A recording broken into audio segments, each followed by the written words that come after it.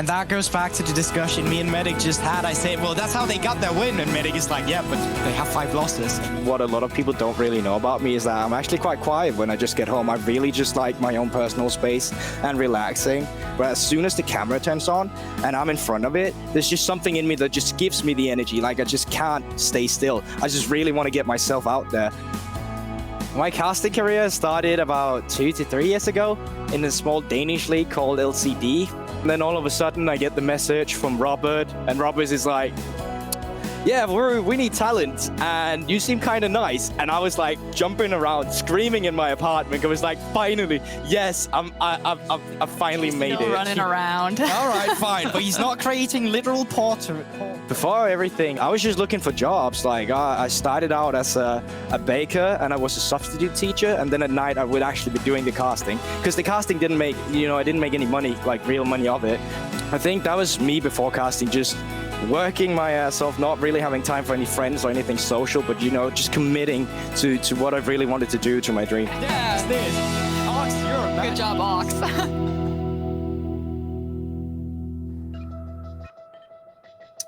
Gulborg, actually the cutest video I've ever seen in my life. That was incredibly sweet. What a cutie pie.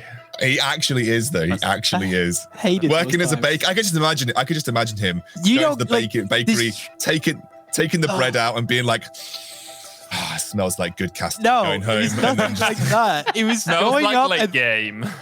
3 a.m. in the night, going up as a baker, then becoming a teacher. It was horrible. Don't do that. Let's talk about League of Legends. I made it to this point. Forget the past. So are your favorite skins Baker Leona and Baker No. Beth? No. I don't want to go back to those times. What was your favorite thing to bake back in the day? I hate you all. Okay. Go to League of Legends. I'm gonna get on. I'm gonna go on. Fiora, that's where. Aaron, behave. Right, let's get into this best of 3. Munster versus Nordavind. And I think really the story for Munster has been that we wanted more, but if they're going to show us the Munster that we've seen have the fastest game time in the NLC out of any team, this is the best series where we want to see it, right? This is the series where they need to step up. And not only that, there's no longer room for this kind of slacking we have seen in the game. It's a do or die best of 3, as we have mentioned before. If you lose this, you're out. There's nothing left. And that would, going out as Munster Rugby Gaming at this point would just be the biggest disappointment ever. We need to see them step up in a best of 3 like that with the veteran players they have on their roster. And I think I want to just focus in on who I think has really been not having the best performance. And I think ultimately it's been the bot lane. I was so hyped coming into this split because we have Hiva, an EU Masters champion who's had LEC experience. We had Unforgiven, and I was hearing so much chatter about how good he was in scrims. And I've just not seen that. We've had a couple of games where they've had strong performances, but really that was down to Maxlaw's impact on the map. I have not seen the bot lane that I expected to come in and challenge Kissing and Deadly, X-Matty and Bravado. And really that is what we need now going into playoffs. You need to start delivering, because this is not the upper bracket. This is one loss and you are out.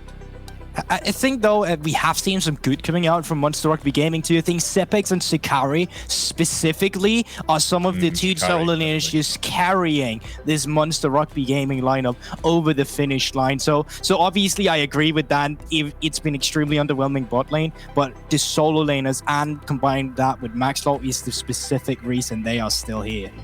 I think we should quickly touch on Nordavind as well before we jump on in. I actually think Nordavind's bot lane has been a real strength for them. Chris Berg and Bebop Booley have played really well. So if Nordavind want to attack Munster with Unforgiven and Hiva struggling a little bit, perhaps that's a point that they could look towards.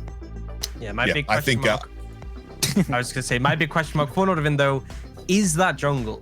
We need to see a solid performance from Nalty to facilitate the rest of his team. Maxlaw definitely a player who could challenge that. I think that it's also the laners in general. I want to see pressure coming out from the likes of Ericsson so they can facilitate Nalty, because he is a kind of jungler who likes having an aggressive not team fighting style, just an aggressive jungling style in general. And that just needs a facilitated laner for him to go out and do whatever he wants on the map. And actually, we're seeing a very, very classic Munster Rugby gaming pick here in the form of Callista.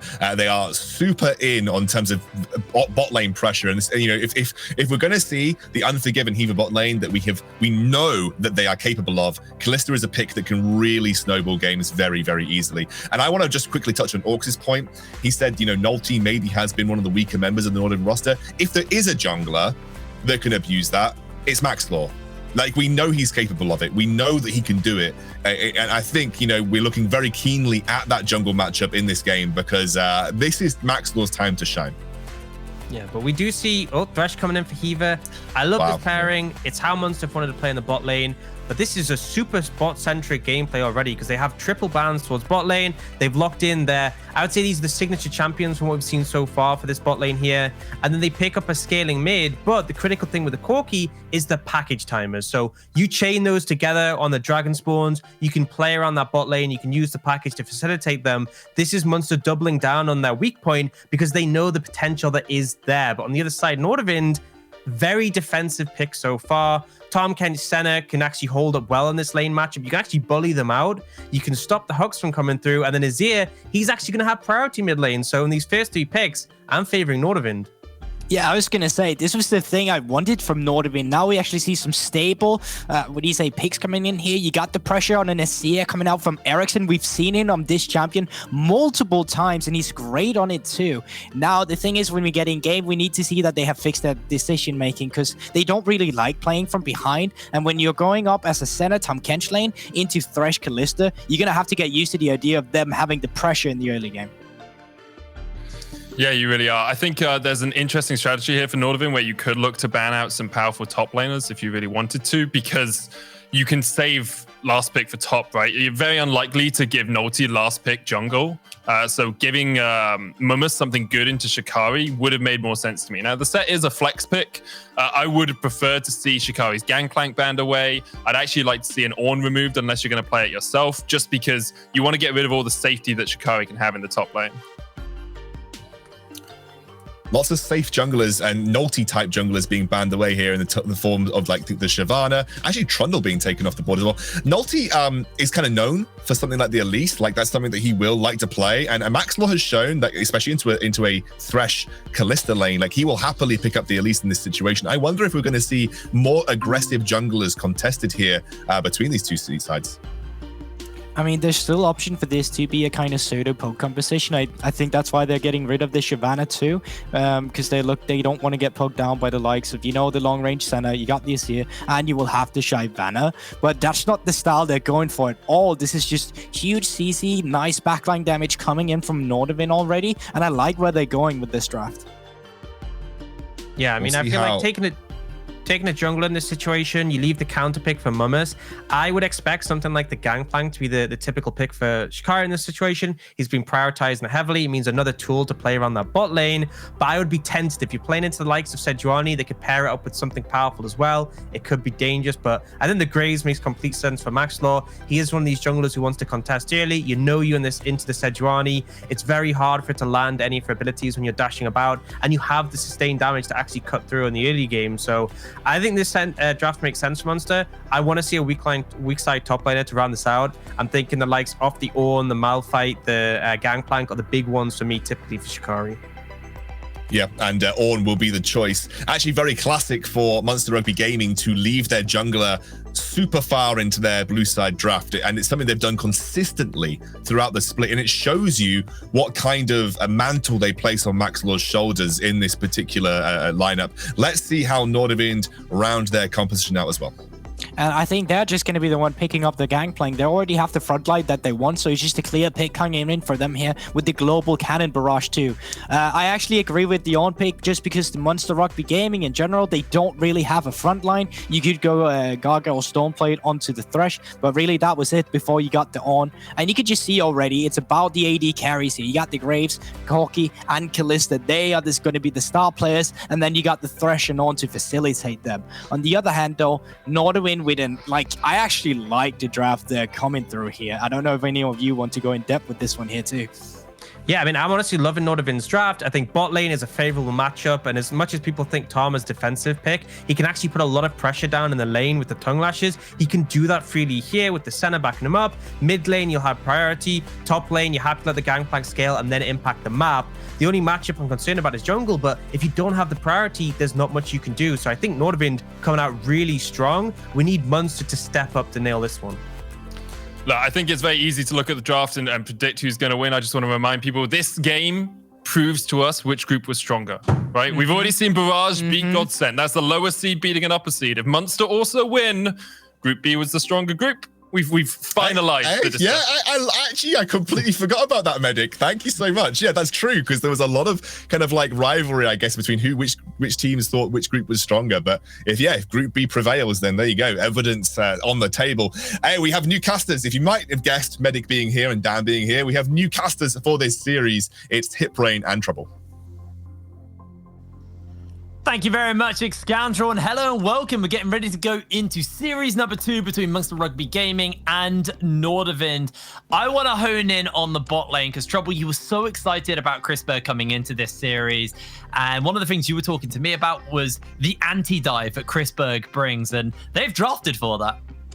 It feels like the second that the Kalista was picked, I'm like, what is the most anti-dive lane apart from a Sona Taric lane? And they choose to go with the Senatam Kent. Griezbeck himself has said that repeatedly in his screams, every single team will try to dive him over and over and over again. So him and his team have to find a way to support and protect their superstar ADC down the bot lane. And what's safer than a Senna Tam Kent? Not a Sona Tam Kent. Yeah, it's not a Sona Tam Kent, but close enough.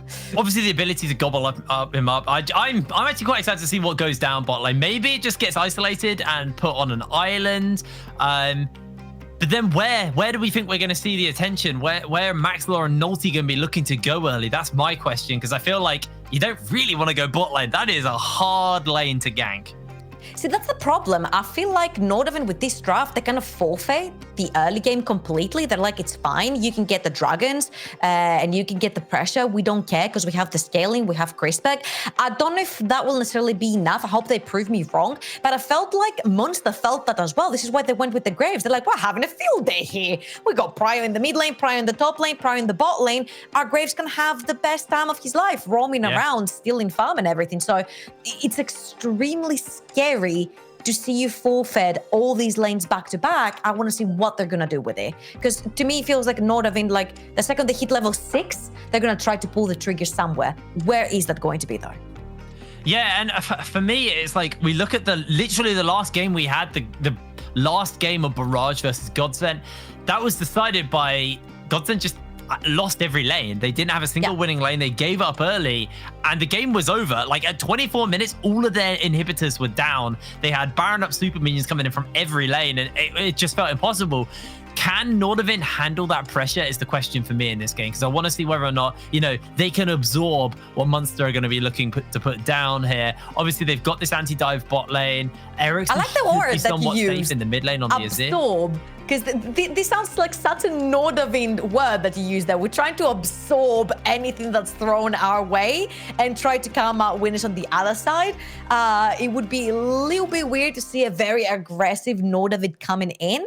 So I'm on the same boat with you. I feel like Munster do have the upper hand here. If they want to play aggressive, they can. If they want to fall back into their scaling options, they still can. Nordavind have one way. But in all honesty, every single game they have played, they've known by the book what they want to do. It has literally just lucked in execution. So we can just see a very flawless execution here that will shut both of us up and then we'll just win through their star carry. Well, yeah, and also if we look at Munster, what I want to see is as early dragons. I want to see them play for that as their win condition. Obviously, Kalista is a champion who wants to snowball, wants to get going early, because if you fall behind, if you're not able to get yourself pulled ahead, it feels really rough playing Kalista. So if Max Law can enable getting early dragons, they look just to set up around the map and get some objectives, get some plates, that's where we'll see Munster try and really push the advantage that they've got basically been given to them by the draft. Because if they sit on their laurels, Nordavind, as this game goes later and later, one of the things that was hit on was the scaling, the long range poke that Nordavind has. As it looks like we're finally ready to take to the Rift for our second series of the day. Munster versus Nordavind.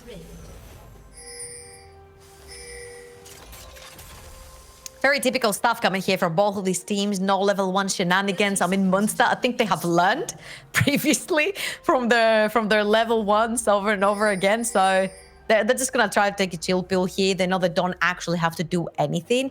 It's actually on the side of Munster where the pressure comes from, because I like that you mentioned the Kalista and how Unforgiven has to snowball the early game. This is why Sebex is also not on a control mates, but on the Corki, so he can roam down with his package as well. And then you have a jungler that can actually facilitate for himself in the likes of Graves and be able to get in and out of the jungle without necessarily needing any resources from his team. Just the question for me is that roam bot lane going to work? Is it going to be enough? It's a hard lane to jump on. It's an anti-dive lane, okay? It's an anti-dive lane. They've got the exhaust, they've got the heal, they've got the gobble. Like, I don't know how you're going to jump on that catfish. Okay, see, here's the interesting thing. I heard them talk about this in the LEC, and I think it was Mickey X who said that Tam Kent is one of the squishiest champions early into the game. If you actually hard CC focus him, he can go down. Now, between the Kalista and the Graves and the Corki roaming down bot lane, I think they have more than enough damage that if the hook lands from Hiva and they CC him down, they've got enough mixed damage to actually kill him. So there is the possibility that they're not going to turn onto Crispback, but if you get Bebop Bully out of the equation, then Crispback has to back off as well, which means he's losing on farm 2. Yeah, but look at this. Maxlaw moves in, has been spotted out by a ward, stealing away the blue buff. Really well preemptively placed, and Nolty can go for a counter invade if he wants to. Looks like everybody may be looking to roam up over onto Maxlaw, decide not to do so, as Hiva is moving over to make sure that the jungle is safe to go for the continuation of this invade.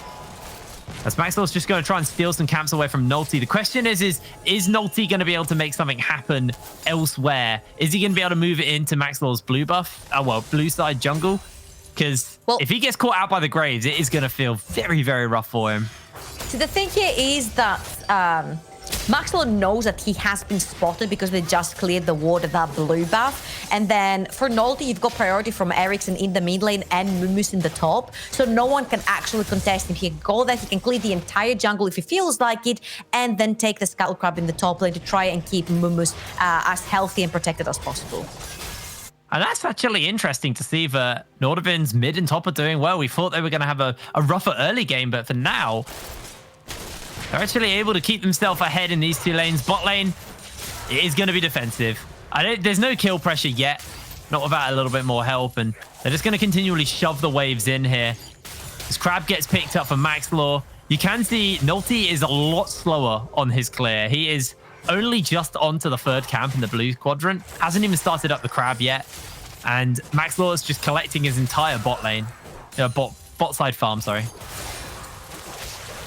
And here he goes back to the Scuttle Crab that we talked about. He's trying to keep Mumus as safe as possible on that top side. Mumus, who actually went for the call. This is very interesting. He's not interested in taking any early game fight scenarios at all. He just wants to be able to scale together with his team. And this is interesting from the perspective that we've talked about. When does every single person on your team scale, right? Azir, you're looking at 2 items. You're looking at Sona, you're looking at 2 items. Gangplank, he needs his Trinity Force to fight, potentially the 2 items together with a Death Stance. So it's that 2-item power spike that Nordavind wants to fight with. From there and on, they're really strong. So by Mumus getting the call, he's making sure that he's scaling is sort of in the same line with his 2 carries. So they want to take the same fight at the same time, and no one is lacking any items. Oh, we went out for those 2-item power spikes, but for now, both of these junglers are looking to set up here towards the bot side of the map.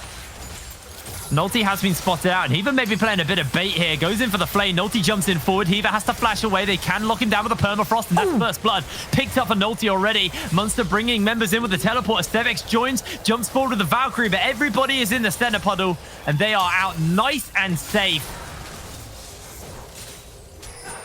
That was an excellent counter gank coming in from Nolte. He read the situation. He was there for his team. He protected the bot lane first and foremost. That is his job this game, but he himself might be in a lot of trouble. No, he's not. He's fine. He's fine. We both got super baited there, forgetting he has the Q. Even now looking to set up maybe onto Ericsson, going for the Hex Flash over the wall. Ericsson does have level 6, so can just shuffle away someone if they do jump onto him. And Sebex is like, I've got a big wave, mate. I want to get that. Dragon's getting started up by Maxlaw. He's going to pick that up for the team. So what I wanted to see, some early Drakes in. See what they can do with that as Heaver just continuing to hang around in the mid lane for the moment. Maxlaw? Wait. Are you fine? Oh, my Lord. What is going on? Okay, so I like the Heaver hover around the mid lane because Ericsson was literally trying to shove 3 waves underneath Sebex's tower, and Sebex is lacking a lot of mana from TPing down bot lane and taking this trade. So I'm liking that Heaver is there to try and protect his mid lane and help him push the wave further. But what happened there is because of this trade down the bot lane, Maxlaw had free access to the dragon since everyone took the Rista route. Oh, that's so sad. Man, Nolte is actually stealing a lot away from Maxwell. This is not what we would expect. Able to take so many camps. As Maxwell maybe looking to spot out Nolte here. Goes in with the blind. Call of the Forge God comes down, and now Nolte is on the receiving end of all of the hurt, has nowhere to go, and Maxwell will pick himself up a return kill. Is that cast a curse? Did we just cast a curse him? Maybe. Maybe we did. I actually do He want was to talk doing a little so bit about, well. I want to talk a little bit about these junglers as well. As I might have to hold that as a Heaver. Just Hex flashes forward. Ericsson, he's so safe. I don't know why I get preemptive about an actual attempt on a kill here, because it's a flashes here. You're never going to catch him. Heading back You should towards... never technically catch him anyway if he has ultimate, but Yeah. you never know. I think Heaver is mostly around the mid lane because he knows Unforgiven is playing extremely safe underneath his tower. And again, what Ericsson is trying to do is shove Sebex underneath his own tower and try to deprive him of mana, which means that if Maxlaw does invade, Ericsson will be there 1 second faster than Sebex will. I want to actually have a little bit of a topic check-in on how we think this game's going for Munster, because we said the onus was really on them to execute early as Nordavind kind of drafted, weaker sides of the map. So far, they are 100 gold down. I think they can be happy with that. They're looking for a gank onto Shikari. He's pretty hard to gank on the Ornn, but so far, I think they're doing a good job of keeping themselves relevant. They haven't fallen behind. They're getting everything they need, and I do worry if you're Munster right now. Oh, sorry. Yeah, if you're Munster right now. Uh-oh. Munster here have numbers advantage. They brought all 5 members up top, while Mumus is all the way down the bot lane. He can assist, of course, with the cannon barrage, but I don't think that will be enough. That is not a point where Nordavind wants to start making these calls, because as from previous games we have seen, these are the calls that end up losing them the game. So very wise for them there. Let it go. Like you mentioned, nothing is happening in the game so far. They don't have to take unnecessary fights. It's Munster that needs to start forcing if they want to get ahead. And so far, so good from Nordavind. They're scaling, they're chilling, they're farming their items, they're pretty good. Yeah, Momo's able to pick a plate up as well. Rift Herald in the pocket of Maxlaw, so we'll see where he decides to go and throw that down. I would actually like to see them get some gold injected into Sebex as well on this Corki. Corki is going to be, one of the main scaling aspects on the Munster roster. Corki, with this mana meter, once he kind of hit those 3 items, really starts to pop off in damage. Is even just always channeling up these Hex flashes and looking to jump in onto Chrisberg is able to disengage those. Maxwell making his way up towards this top lane. Nolte has been so incredibly good at finding Maxla. And this was a pretty much obvious play because you want to inject that gold into your Kalista. Your Corki is a very important part of your scaling, but you know that your Corki, one way or another, he's gonna get there. He's gonna farm, he's gonna get to the lake, and he's gonna be a menace. Yes, but Unforgiven of that Kalista needs the gold right here, right now. He needs that Blade of the Ruin King as fast as possible, so then Munster can take the fight onto Nordavind. And then Nordavind will have to respond, which is their weak spot. So Maxwell went onto the top side to try potentially get a gank and then get Shelly down, give Gold one forgiven, but Nolty once again, a wall in front of that Nordavind bot lane protects them and stops Shelly from going down. Yeah, really like that. The swap's going to come back out here from Munster. Going to rotate their bot lane towards the bot side. You can also see Maxwell's making his way down. Infernal Drake spawns up in 33 seconds and feels like this is where the next kind of maybe big bout of action is going to go down. So here's the thing, right? You have Sunfight Cape onto Shikari. You've got jungle item completed on Maxwell, and Sebex has his Mana Moon. I don't necessarily think this is where you want to fight. Oh, maybe they do. Mumus cleanses too late, and Maxwell gonna be able to slide in to make sure that Shikari picks the kill up. Sebex has the package, so a return attempt might be like quite hard to actually connect here. A package up for the Dragon is going to be really, really big. It's not even just looking to force onto Sebex. Sebex is just going to be able to disengage. He still has that package on hold as well. Dragon's going to get picked up for Munster. This is to be their second.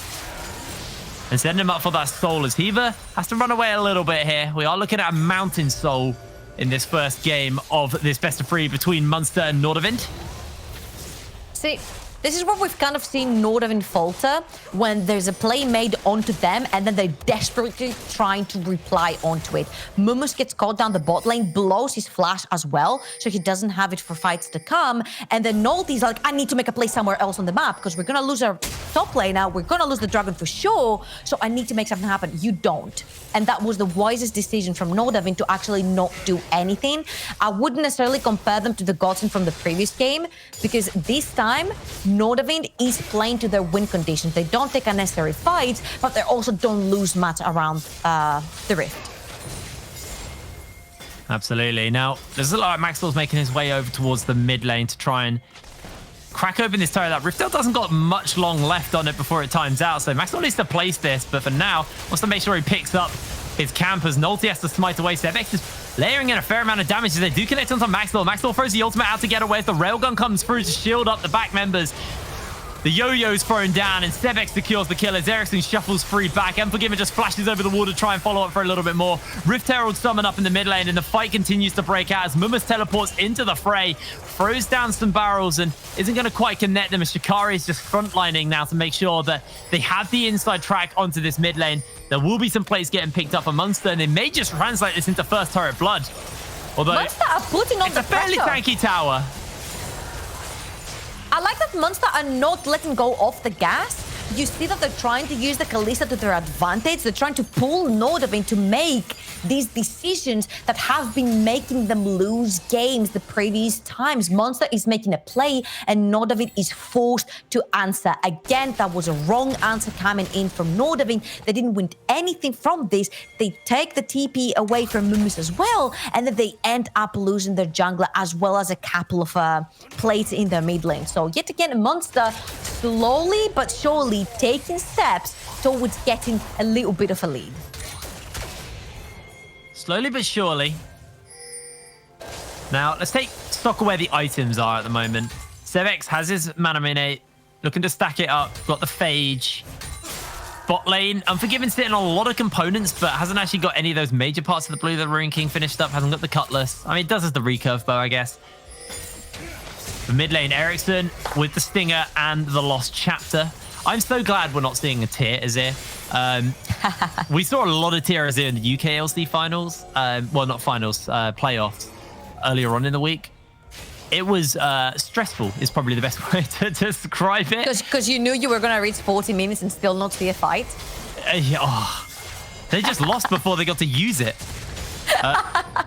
Every time. I much prefer the Lost Chapter build. It gives you the CDR, gives you the mana, gives you the AP. Just so much better. I don't know. I'm going on a tangent. Don't build tier on Azir. That's my tangent. I'm done. I'm putting it away. Put it to bed. Oh, thank you so much, observers, for toggling the gold right here. I wanted to see the difference between Unforgiven and Chrisberg. Chrisberg, remember, he's playing the ADC center, so he's going to go for that lethality. It's a cheaper build. He can do it.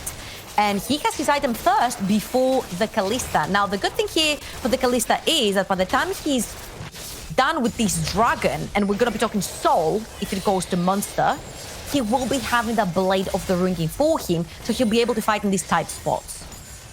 They really love these chickens. They just want to take them away from the graves as much as possible. They're fighting over those KFC buckets quite a lot right now. As Maxwell actually I would fight over buckets Ericsson. too. Look at the burst they can do onto him. You failed the shuffle. Throws Munster over the wall, and Nolte just completely whiffs the R. Munster going to be able to tidy up a double kill onto Sebex. They've got the Herald. This will be first. Tower blood in the mid. Oh, no. Oh, no. This is Nordavind in not all of its glory. It seems like Nolte has been taking the wrong terms around the rift, and even though their Ericsson gives his life, Nolte follows through. He goes through the wall to his death instead of trying to split Sebex and Maxla and try to get away from that tragedy. It's not going that great for them. And you wanted Sebex with all that gold? Well, guess what? He's 3-0. He didn't actually need the Shelly because he's cashing in big time. He's ahead in CS. He's ahead in experience from the Azir at this point. His mana min is stacking up. And by the time he's back in base, he should have a Sheen as well. He's extremely strong for this upcoming Dragon fight. That was a comedy of errors, I think. That's probably the best way to describe what happened there. A lot of things went wrong. But the teams are setting up to contest this dragon. Nordavind know that 3 dragons putting Munster one away from Dragonstone at probably 21 minutes is going to be really, really rough. And Sebex has package for this as well, which makes this even harder for Nordavind to step in. Look how much damage he's doing with the rockets. Chrisberg's getting poked out. This isn't even the Trinity Force finished up onto Sebex. He just has 2 of the components. Nordavind is just poked out. Yeah, there's no way you can fight this. Chrisberg is literally no mana, half HP. They have to forfeit and pray that when the next dragon in 6 minutes comes up, they have very crucial items. Dustblade completed, for example, onto Chrisberg. Mumus is going for his death stance as well. I'm not sure that in 6 minutes he'll be able to complete that, but hoping for them. And then we need at least 1 item onto Ericsson's Azir. Yeah, absolutely. Sebex just dropping the red carpet down to burn through these minions a little bit. This turret is low in the bot lane, and Shikari should just be able to pick this one up. So 2 turrets now picked up for the side of Munster. 4,000 gold up over Nordavind, and unforgiven with that Blade of the Ruin King. Sebex will take down the Legacy of Shurima. Remember, this mid lane turret is already low in the tier 2, but now Mumus flashes oranges and Maxwell flashes in to get a little bit more bonus damage off. The Railgun shield will help him for a little bit as Mumus will go down to the end of the line. Is that deja vu? Didn't the exact same thing happen a couple of minutes ago where he flashes the Ornn ultimate while he's still slowed? And just uses the Tangerine a little bit suboptimally, I'll say. Probably the best way to describe it. Mumus needs to wake up in this game, and he needs to do it fast because his team really needs this Gangplank to start performing. You really need to be able to play on a side lane versus an Ornn, and he hasn't necessarily been doing that successfully. The Ornn is 30 CS ahead. I do think if Heaver had hooked there, he might have stole that. All right, well, this tier 1 top lane is the last outer turret standing in the game. And Munster are grouping a couple of members up to go try and take it down. Nordavind do have the Azir up there, so the wave clear is there. I just want to take stock of Maxlaw 204 right now on the Graves. And one of the things that was highlighted on the desk, and one of the things that me and you also discussed, is I think Nolte and Maxlaw have been a little underwhelming throughout the regular season, but Maxlaw is coming out swinging into playoffs. He is having a really, really solid first game of this series on the Graves. Nolte, it's been a rougher one for him. I will note, though, his invades early and actually counter-jungling a Graves has been somewhat impressive, actually. So you can see the gold difference between them. It is enormous. And honestly, they're both underperforming, but I feel like if Nolte underperforms, no one's going to bat an eye.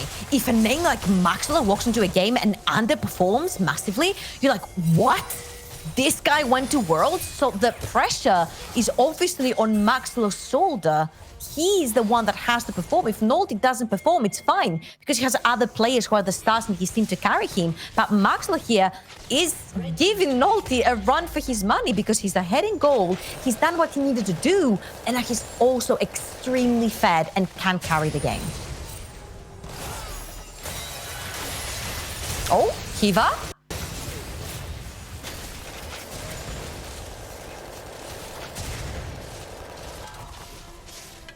They still cannot kill one member. The Senna is not quite there yet, and she wasn't even in this fight, and they're trying to engage with the Tamkans and the Satsuwani. That was very unfortunate for them. Props to them for trying, though, because at least they take Kiva's flash. Yeah, they do burn the flash. He has got Hex Flash, though, so I know you can't really use it in the heat of battle, but he still has the ability to get over walls if he needs to. Unforgiven now getting closer and closer towards that Runan's Hurricane. Got the Blade the Ruin King. And I think at this point, as the ornaments are starting to come online, Shikari one level away from giving the Might of the Ruin King or the Trinity Fusion over the Stevex or Unforgiven. Nordavind do have to be aware that the Baron is a real threat. It is a really, really real threat right now. Obviously, they do have the Cannon Barrage. Makes it really, really hard to deal with. But man, I do worry about this Baron that Munster can start up. And if the Cannon Barrage isn't well timed or well placed, they might not be able to force them off. Yeah, and I agree with you. You have a Graves and a Kalista who are extremely fast at taking Baron, and then you also have a Corki to round it up. That is extremely fast Baron speed, extremely fast objective speed. And remember, it's not just the Baron that's on the line, it's Dragon Soul as well. So they're going to have to take a pick right there, what they want to do. They could even bait Nordavind to try and go and take the Baron away from them so they can get away from Munster taking the soul, and then they got Baron for themselves. And then the wave clear will be just Azir for them, which is extremely hard for him. He's going to have to spend extremely much mana, and then you take complete control of the jungle. So whichever one of these two scenarios sort of pans out, I feel like it's Munster that comes out of head here. Sure, we're talking a scenario where Nordavind decide to give away soul, which I don't think is going to be too much of a possibility, because you see them, they're right there. They have so many pink wards in their inventories. They're trying to take control of the bot side river to deny soul away from Munster. Well, it looks like we're back onto the rift. We have a slight pause here, but hopefully we'll be coming back in. Like you said, Nordavind, they have got that inside track onto the dragon, although Shikari's making his way over the Call of the Forge God. Package available on Sebex. Sebex timed his packages so they're synced up with the dragon spawn and can use that to try and get some advantage. Heaver, remember, flashless right now is going to get jumped onto. The Legendary Shroom is thrown down. Sebex drops the package. The Cannon Barrage has been thrown out. Maxlaw caught out by the Glacial Prison. Here comes the Call of the Forge God, and Munster already starting to take over this fight. A double kill has been picked up by Sebex as he's looking for the final rocket onto Nolty. Finds himself a triple kill as Ericsson is next up. It's going to be Sebex chasing onto Ericsson. Going to get himself the quadra kill, and Munster just wipe everybody off the face of the map. Sebex went huge. He laid the heating pad on the floor, and the entire Nordavind melted away right on top of it. 7-0. This guy's performance has been insane this game. He put his foot on the pedal, and he hasn't let go since. I was talking about Nordavind maybe trading one of the two objectives, but with Nordavind being dead, they don't have a say in what objective they take, because you know what, Jake? They don't take neither of them. I love that stopwatch by Heaver, by the way. He always got taken up on the railgun. Let's have a little look at that fight again, though. Very, very clean stuff. That was so clutch from Sebex. He was all alone on the top side. He was completely forgotten there. And then while Nordavind is trying to chase through the top side river, he lays down the pen. He's like, well, you're either going to go forward and completely be a part of the rest of your team, or you're going to walk on that nice carpet that laid you and then, well, die from me. And that's how he gets the quadra kill. Got that Trinity Fusion, got the rapid fire cannon as well. Sebex set up for success. Those two item spikes you were talking about on Nordavind, only one champion has actually realized that, and that is Chrisberg, who has been silently farming up. He's got the fully stacked Mirror Mana, got the Duskblade and a Zeal, so building towards his own rapid fire cannon. They do look to try and catch out Sebex, but it's somewhat hard to catch onto him. That slow is very long, though. So here's the problem right now. Chrisberg has to stay with his team to farm around. If he doesn't do that, he's in danger of getting caught out. You see he's playing frontline right now, trying to put the poke down, but it's actually not possible. Shikari could get a sick ult here. Here he comes, gonna look for the knock-up onto 2. Sebex jumps in forward. They do use the Glacial Prison to catch out to Sebex as Chrisberg heals the team up and backs away. Nordavind able to disengage, but Munster, they don't care. They're just gonna brute force their way into this lane and try and take this tower down. The cannon barrage has been layered on top by Mumus as he's looking for the barrels. Does land onto Sebex and Heaver. That didn't really dissuade Munster all that much. That's fine. They've got more waves coming through. You've got top lane, they've got bot lane. You see Sebex is going to try and prep that bot lane, then they're pushing mid lane. Maxwell is all the way up top lane as well. This is textbook Munster. They've got Baron, they're pushing every single lane on the map. Oh, hook into box, Bebop. Very, very squishy, like you said, as Heaver finds himself the kill. A shuffle comes back by Ericsson, but Chrisberg being zoned away from Sebex. Ericsson will go down to Sebex, goes legendary. Looking for Mumus, finds himself that double kill. Chrisberg's on the run. Sebex once again finds the triple kill. And Munster are going to take the base, and they should just take game 1 of this series. So clean on the Corki. Shikari's going to tank the tower. 25 minutes on the clock. Nordavind all on grey screen right now. And Munster take game 1 in this best of 3. And at the end of the day, they just prove that they don't necessarily have to dive Crispec. They don't have to hit Crispec because if they completely dry them out of any resource anywhere on the map, they can just win through their other lanes. They don't necessarily need Unforgiven and Hiva to pop off because if Sebex pops off, Maxwell pops off, and Shikari is very stable on that own. And if it gets ahead from a gangplank, it's just easy peasy for them. I have to say though, I have a big criticism and I'm pretty sure that the desk will touch on it as well. Mumus was not in this game. He was not playing the game at all. He was completely transparent. I didn't even know there was a gangplank. So I think Mumus needs to be the person that steps up that Nordavind can rely on in the early game. Because if he doesn't and they completely play all that scaling game again and they give up so much, they're gonna go down without a fight.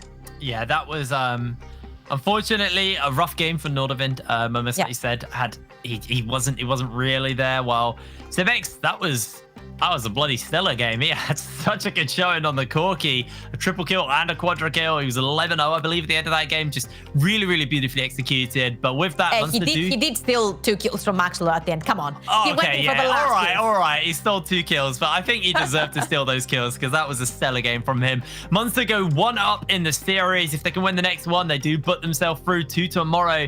And for Nordavind, their back is to the wall. Can they turn it around? We're going to cut to a quick break. And when we're back, we'll have the analysts test to break their game down. We'll see you in a second.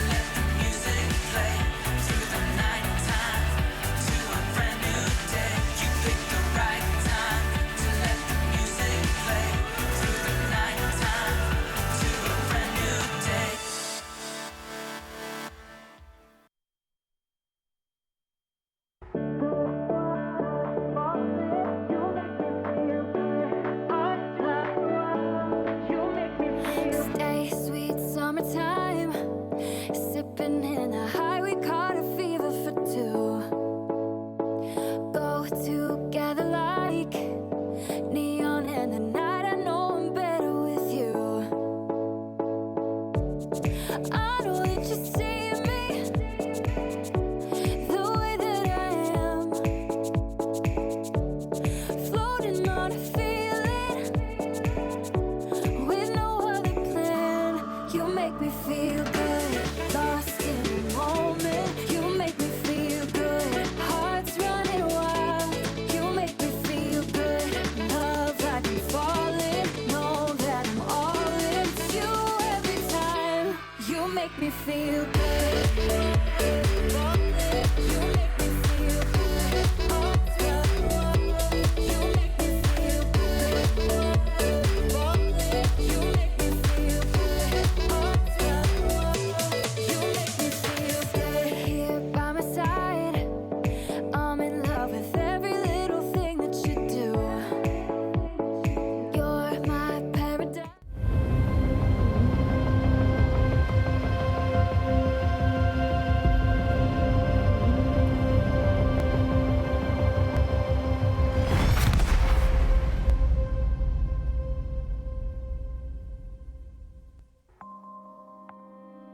And that was the Munster that we wanted to see. That was the Munster that looked convincing. They took control of the game and didn't let it go. And just when they needed to show up, they absolutely bloody did. Yeah. They really, really needed that. And I think restoring confidence in a roster as a whole is a good thing.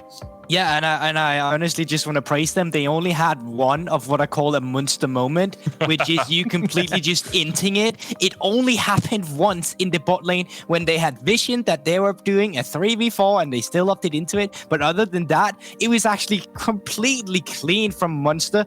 And I like the way that they were actually able to play around it. Even Maxlaw was just playing around his laners, probably not taking too many risks, but it was just calculated all the way through. And I really like that from the first game of Munster. I mean, to me, it just looked like Nordavind have not woken up. And it looked like it was better players in every role from that game on the side of Munster. They outperformed them consistently. I liked the draft from Munster. I felt like it gave them good win conditions, but they didn't play to them. It didn't really look for any proactive plays. They got challenged, and when they did start to, it was way too late. And I think the thing I want to highlight the most is we talked about the potential jungle weakness. Nolty did not look good in that game. Totally agree with you. Like the amount of times we saw him die trying to fight for a scuttle crab when he didn't have prio, the amount of times we saw him really struggle in team fights. Like it was just, in all honesty, I think not waking up is the best metaphor for it. Nordavind looked like they were asleep. Mummus as well. Like twice he flashed trying to get away from a call of the Forge God before the thing had even been sent back towards him, right? Like Nordavind, they've been faltering for the last few games. They lost the tiebreaker to Godsend, and unless we see a massive transformation to the Nordavind that we saw at the start of the split, I just don't see how they win the series.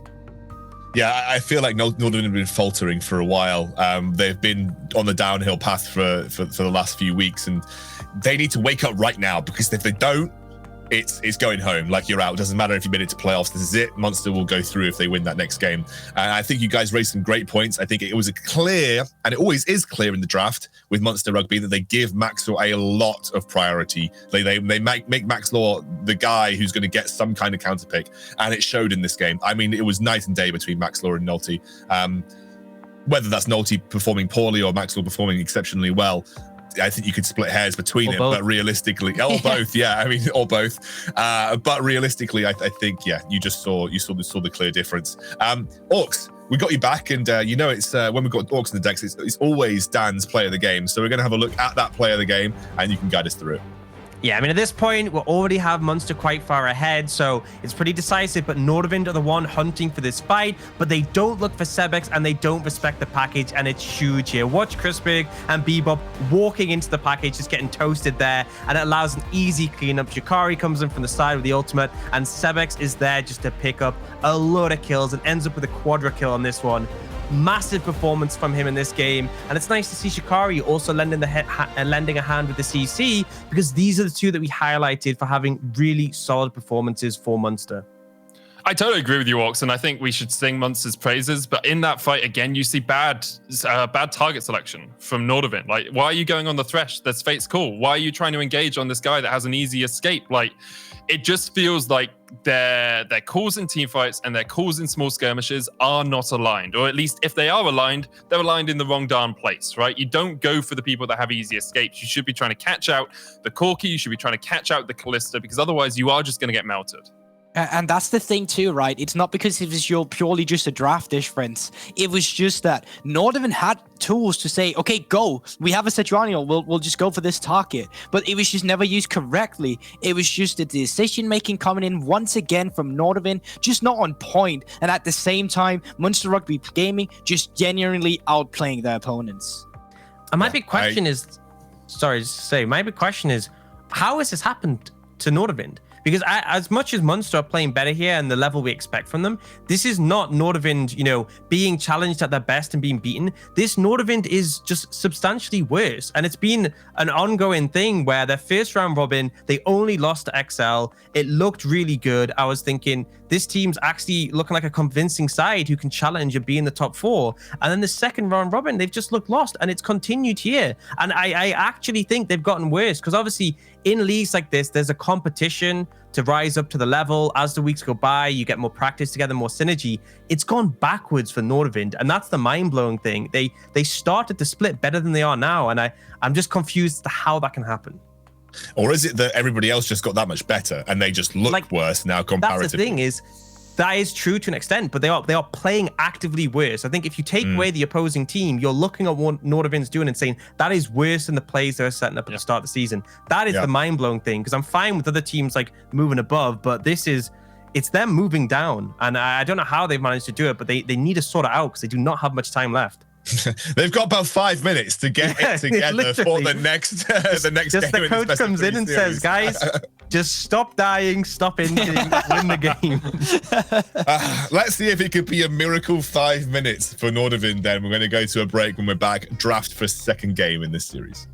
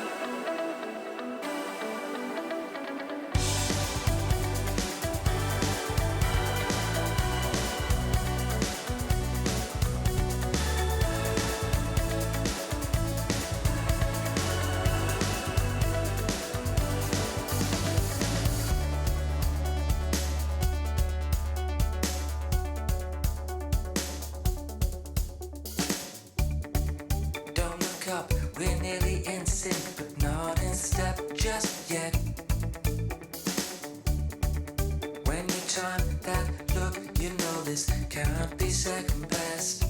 It's all in the timing.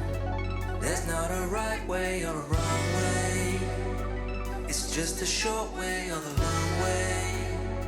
Get there together in our own way. Good timing is everything.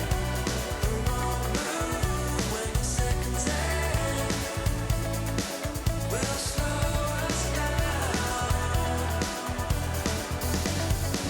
Good timing will make or break. A fine line is a choice or is it fate? Don't slow us down.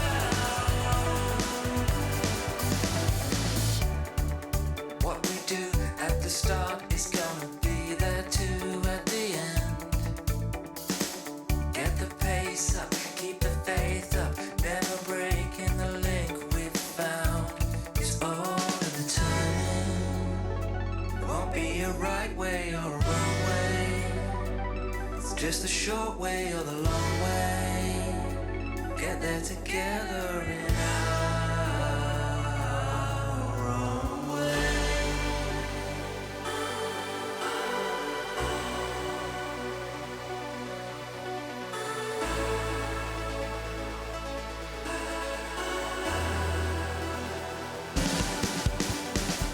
Good timing is everything. The wrong move when your seconds end will slow us down. Good timing will make or break. A fine line is a choice or is it fate? Don't slow us down.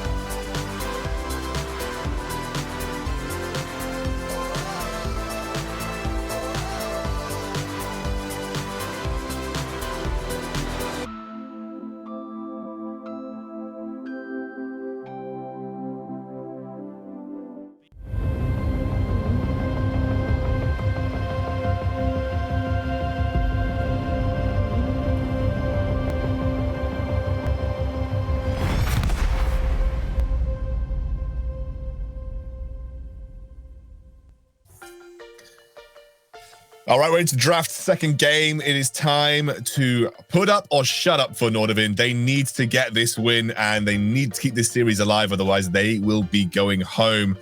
Figuratively, not literally. I'm sure they're already home. Munster, on the other hand, they are one win away from making it to our elimination matches, where they'll be playing one of the losers of tomorrow's series.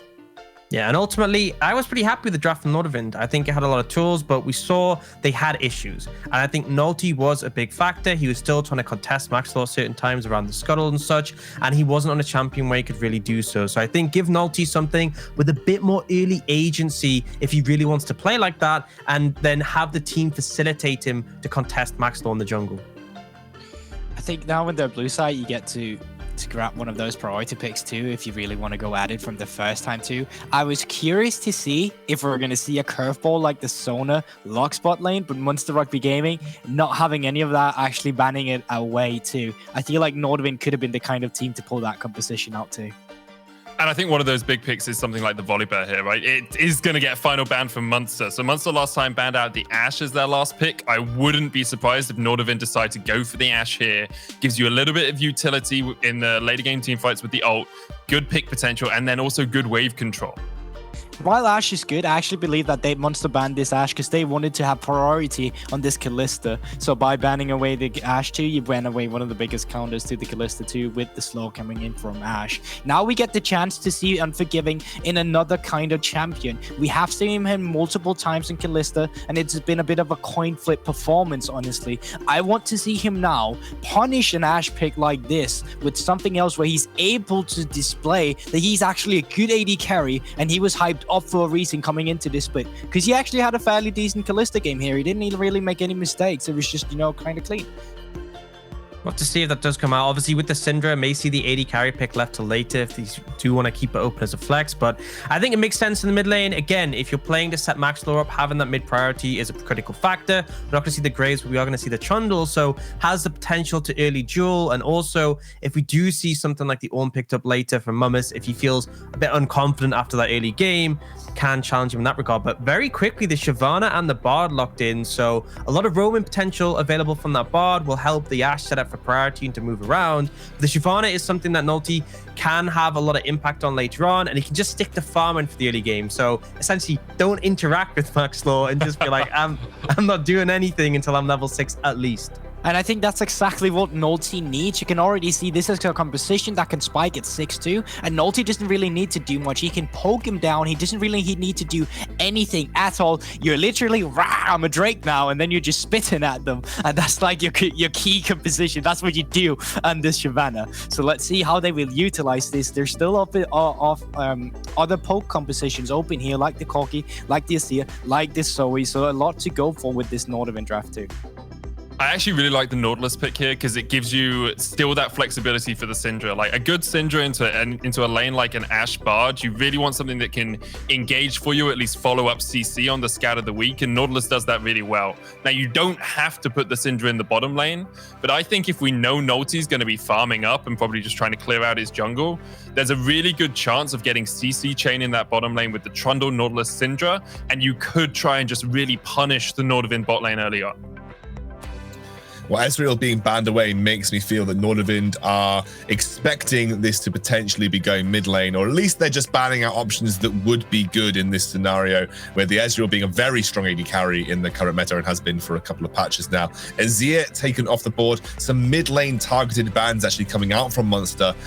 We'll see how the rest of this draft goes, whether there is going to be Sevex taking that Syndra in the mid lane, or they're just going to be trying to take a pick on this next rotation. And we'll see how Nordavind choose to respond. Malphite taken away here. Yeah, pretty important when you're potentially looking to take an Ashe. Malphite obviously causes a lot of issues. You're never going to really be able to auto-attack consistently with the slow, but I actually feel like based on the bans, it's probably going to be a Syndra on the mid lane. But actually, after the Tristana pick, it's hard to say. This is a double flex enabled, and I really like this pickup this time because it gives you a top lane counter pick, but you can still potentially threaten. You either go the Syndra mid or the Tristana mid. If you go Tristana bot, great all-in potential, but the Syndra still offers that. So ultimately, they always have threat onto the Ashe, and really just comes down to which mid lane matchup Sevex prefers. They've already eliminated the Echo out of that pool, which is a threat to the Syndra later on. And the Azir just being a strong blind is off the table, although Tristana would cause issues for the likes of an Azir. And I'm honestly a bit worried here for Mummus. We just saw him play this Gangplank into an Ornn, and just with that matchup alone, he was having issues. So now we're waiting for a top lane counter pick for Shikari into the Gangplank, and that might cause him even more terror than the one he just witnessed in the previous game. Akali being the pick for Ericsson. Now that's a curveball. Yeah, that's a bit surprising. I think it does work well into the Tristana because as soon as the Trist jumps in, you just pop yourself in your Twilight Shroud and you can't be attacked really. So I'd expect now the Syndra to go mid, that Tristana will go bot.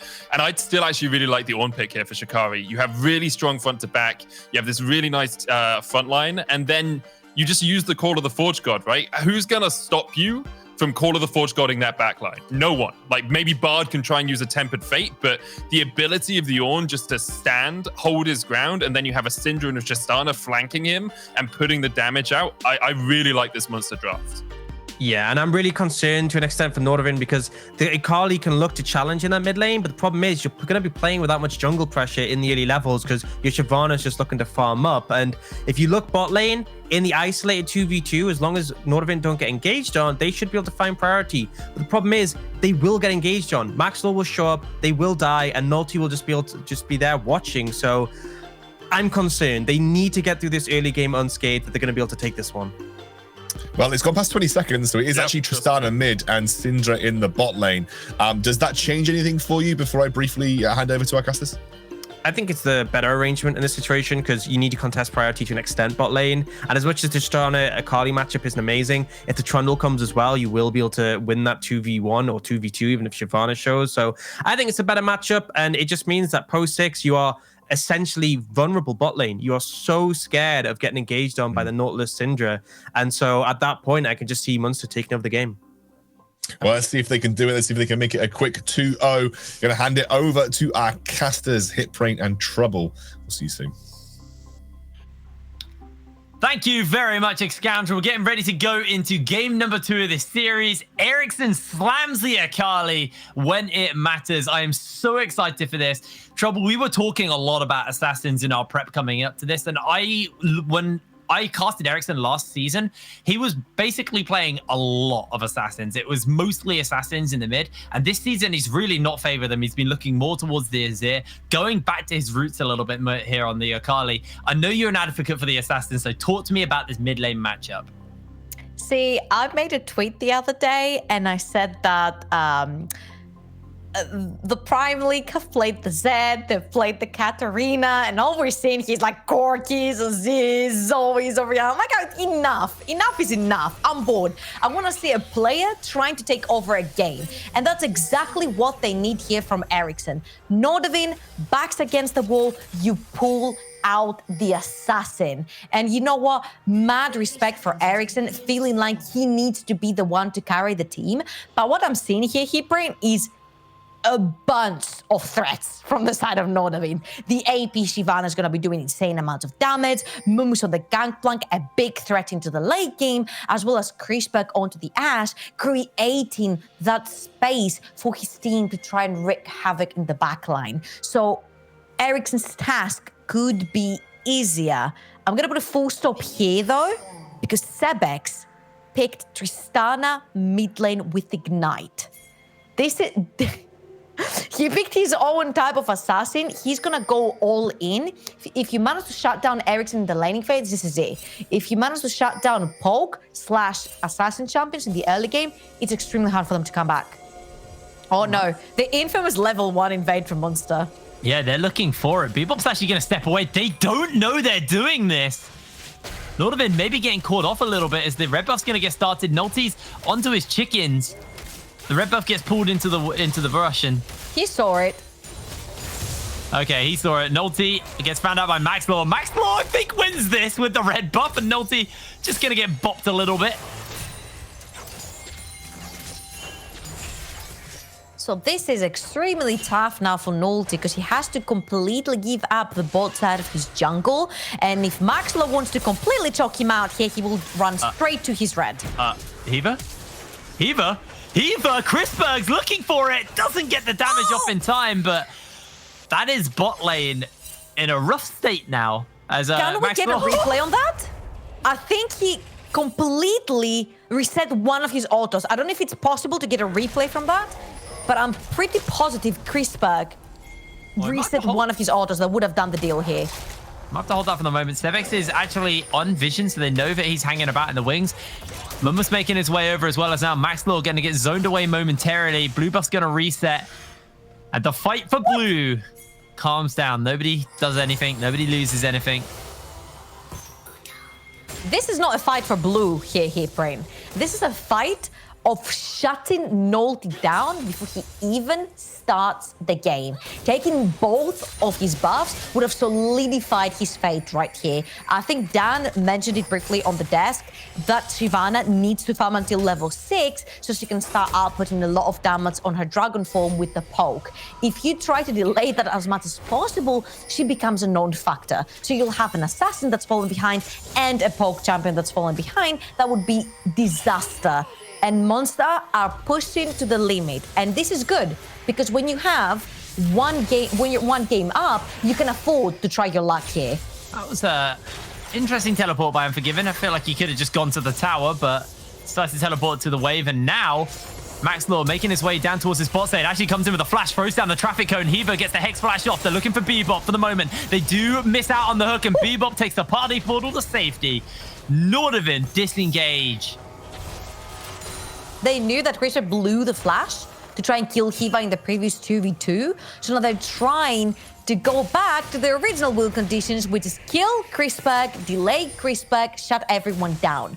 Now, what Munster are doing here is they're trying to shut down multiple lanes and multiple champions at once. They're not necessarily focusing on one. And this could very well backfire for them because Nordavind went out of there by just using a heal. Does burn that here. There is only Bebop's flash now bot side.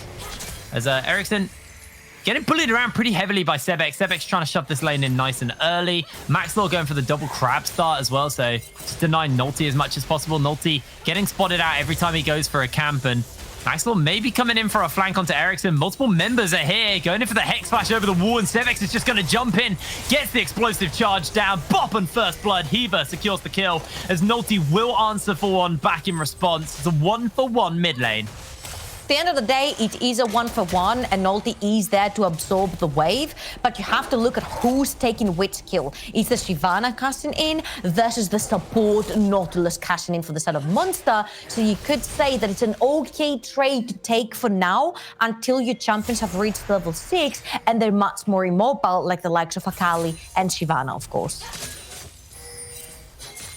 Yeah, Ericsson just goes back to base, buys himself a Amp Tome and a cloth armor to try and alleviate some of the pressure that Sebex has been thrown down in this lane. Sebex is going to go get a Hex Drinker buy for himself, so he's actually going to be feeling very, very comfortable versus Ericsson right now. As Nolte's actually starting out the Dragon. Remember, Shyvana does these quick, but not if you have the diver coming in onto you. Forgot his name there. The Nautilus? Nautilus, thank you. Big boy Naughty. Scuba diver. There we go. I literally couldn't remember what he was. They are going to actually pick this dragon up, and that's actually quite nice for Nolte. Obviously, you get the passive bonus resistances from it, but overall, with the amount of pressure that Munster's been throwing down, losing this first dragon is actually pretty rough for them. It had to do with reset timers because remember Sebex has opted to go for the ignite. He wants to take the dueling power over the teleport and the flanks and being in his lane much faster. So when Ericsson really well spots him in the mid lane backing, he's like, this is the time, this or never. Nordavind are stepping up in a game with much harder win conditions than the previous one. Major props to them, and I hope they continue like this. Sebex, though, pushing in this mid lane consistently. Got himself the CS lead over Ericsson. Got the Demolish as well, so these towers will slowly but surely get taken down. But Bebop makes his face known here in the mid lane as Sebex just stepping up for a little light poke onto Ericsson. Really important to notice here how Mumus in the previous game, he went back and went straight for the call. This time he went back and bought a shield. He's ready to fight. He doesn't care. He wants to get ahead of this Ornn in the early game. You see bot lane Crispberg with the Ash, he went for the boots. He wants to be untouchable. The scatter, the wicks, the anchors that are going to be thrown his way. I feel like Nordavind have gone into this game ready to fight. Okay, I was worried a little bit there as I said that because I could have cast the curse them. But they look like they know where their weak conditions lie. They don't take any unnecessary fights. They're playing way far back into their lanes where they don't have summoners. And this is looking peachy. I mean, even if you look in the mid lane, Ericsson should have been further behind. But he's even in levels with Sebex and just a couple of CS back.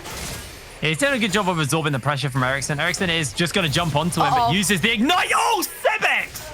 Okay, that's Caster Curse. Yeah, you I'm literally so just sorry, you Seb. actually just cursed him live on air. I'm so sorry, Ericsson. I wanted to see the assassin, and then I'm just gonna stop talking about it until he hops off onto the Sakali, all right? Then I won't cast the curse in. Getting slowed down. The pillar gets thrown out as Shikari. Not going to land the knock-up. That is Munster's flash down, and with that priority they've afforded themselves in the top side, we may see a Rift Herald get started up, although Sevex won't be there to back the team up. He's going to go to base and cash in on that kill, get himself a BF sword nice and early. So Unforgiven has to be a little careful. Does not want to be getting caught out in that bush recalling. I want you to notice that every time Ericsson dies, Naughty is there to absorb all the CS. He's about 15 CS ahead, 13 CS ahead off of Maxler. I think he must be experience ahead as well. We don't have a graph necessarily to see, but now he's on the driver's seat. He's level 6. He can actually start taking the fights. He can start poking. And that's why you see him playing much more aggressively. Naughty stealing away a camp from Maxlaw at the moment, as can see Munster have rotated multiple members over, He's alone. but Unforgiven, he hasn't got a tower to go to. Gets flash, gets exhausted. Ashara connects, and Chrisberg takes on Unleashed Power, but that is going to be the kill. Secured for Nordavind. Meanwhile, Sevex looking to jump in onto Ericsson. Ericsson's just trying to buy some time, so he doesn't get too much damage in response, but Sevex doing a lot of work there. And we are looking for a race for some tower plates. Bot lane, they are chipping away. They will get the bonus resistances on it. And they may just look to try and slap this down mid lane as quick as possible. I mean, this is your win condition early. If you are Munster Rugby, you need to play towards the Tristana. Oh! Beautiful hook. Cannon Barrage actually forced out as Ericsson can take a lot of damage. And that tower is now in a scary position. Maxlaw can just summon the Rift Herald when he wants. And Sevex with Demolish and the charge will probably be able to find first turret blood in the mid lane if he so chooses to do so. Heaver is just sitting in his pocket. He is now supporting this AD carry, not Unforgiven. Unforgiven's on his own. He's isolated. He's like, I'm done with this guy. He ain't winning in the early game. I'll play with the guy who wants to fight. And it's the right thing to do. You need your Tristana to be popping in the early game. So he had to go Hex Drinker to be able to stay safe. They've had the Rift Herald. They actually get it stuck on the minion. Maxlaw kind of hinted that. He even pillared it in. Now Nolty's looking for Unforgiven. Unforgiven gets flashed onto. They get the flash turnaround as Unforgiven. He will be taken down. Teleport comes in. The Ornn is on a 1v2 situation. Chrisberg has to heal as he dodges away on the knockup. The Call of the Forge God comes down. Shikari looks for the redirect, looks for the knockup, but he will be taken down. Chrisberg finds another. It is just going incredibly wrong for Munster. What was that Herald? I'm not sure what they were trying to do there, because you had everything you needed. And then they go... So this is the thing, right? They have completely spread themselves thin throughout the entire Rift. It's what we talked about in the start. They're not necessarily focusing on shutting down one member, shutting down Ericsson, or shutting down Chrisberg. They're all over the place, and they just can't keep track of it all. Yeah. And they end up feeding Chrisberg 2 very crucial kills, which makes him also close to his Blade of the Ring if he doesn't already have it. Let's have a little look at that once again. I don't know what Unforgiven is doing in the middle of the lane with no summoners. Even if you pull TP to try and protect him, you're just not fast enough. Chrisberg is able to kite Shikari for ages, and then he ends up taking the second kill as well. That was a huge win for the Nordavind ADC. That was, as Gulborg said in the last interval, that was a Munster moment. That was one of the things they occasionally do. As Sevex chipping away slowly but surely at this tower, and this tower should be down, by the way. I need to put emphasis on how bad that Rift Herald usage was. It was completely wasted. Sevex does have You were not amused. I'm fuming. I'm fuming after that one. Sevex will take first turret blood with plates, so a lot of gold in his pocket injected into him now. So now we need to see what Munster's next moves are, because Nordavind, They're playing this well. I really like the fact that they actually decided not to contest that second dragon. It's been something that has been a criticism that we've had quite a lot about a lot of our teams is teams just fight Especially second dragon Nordavind. all the time. Especially Nordavind. they fight these second drakes all the time when they can't. Unforgiven teleported in. Nordavind went, look, we're in a good spot right now. We've been able to get 2 kills funneled onto Chrisberg. Let's step back. Let's just give over the Infernal. It's only at 1 Infernal. We are looking at another Cloud Soul in this game. But this is it, right? It has to be Chrisberg getting ahead for the whole Nordavind crew to click. Say, oh, now we got 2 kills onto Chrisberg. Can he carry? He surely will be able to. So we don't have to actually wait. We can probably push fights. They're trying to feed so much destiny to him. Maxwell, what are you doing? Cannon Barrage is thrown down. Heaver actually has got Stebex at his back as Unforgiven, is trying to survive for the moment. Teleport's coming in. Here comes the gangplank, but Shikari's able to interrupt it. Ash Arrow goes wide. Stebex knocks Ericsson back, and Munster disengage.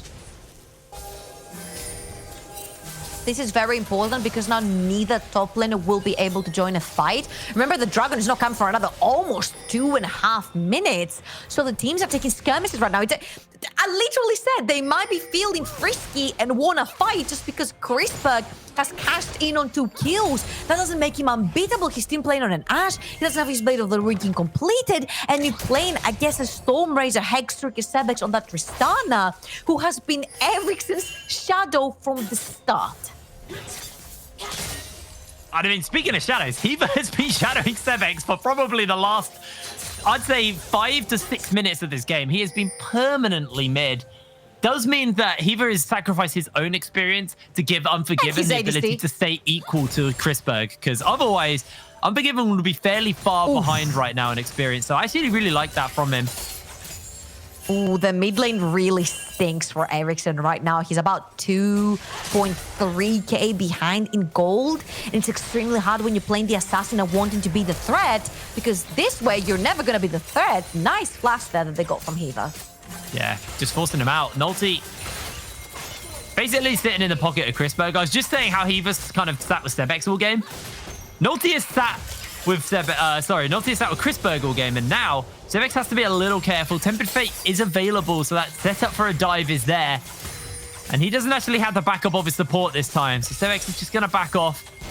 Try and get some moments as he's actually just looking for Nulty. Depth Charge is going to get used as the Tempered Fate does catch onto Stebex. The hook goes wide and they get themselves a stun. Stebex caught out for the moment. The Hex Drink is going to pop. Stebex has to jump away. The Blast Code is able to disengage him. Heaver's low HP. It's Ericsson looking for the slide, looking for the glide. It's a perfect execution as he executes members left, right, and center and pings back out with a Shuriken toss. A double kill for Nulty and Nordavind mop up.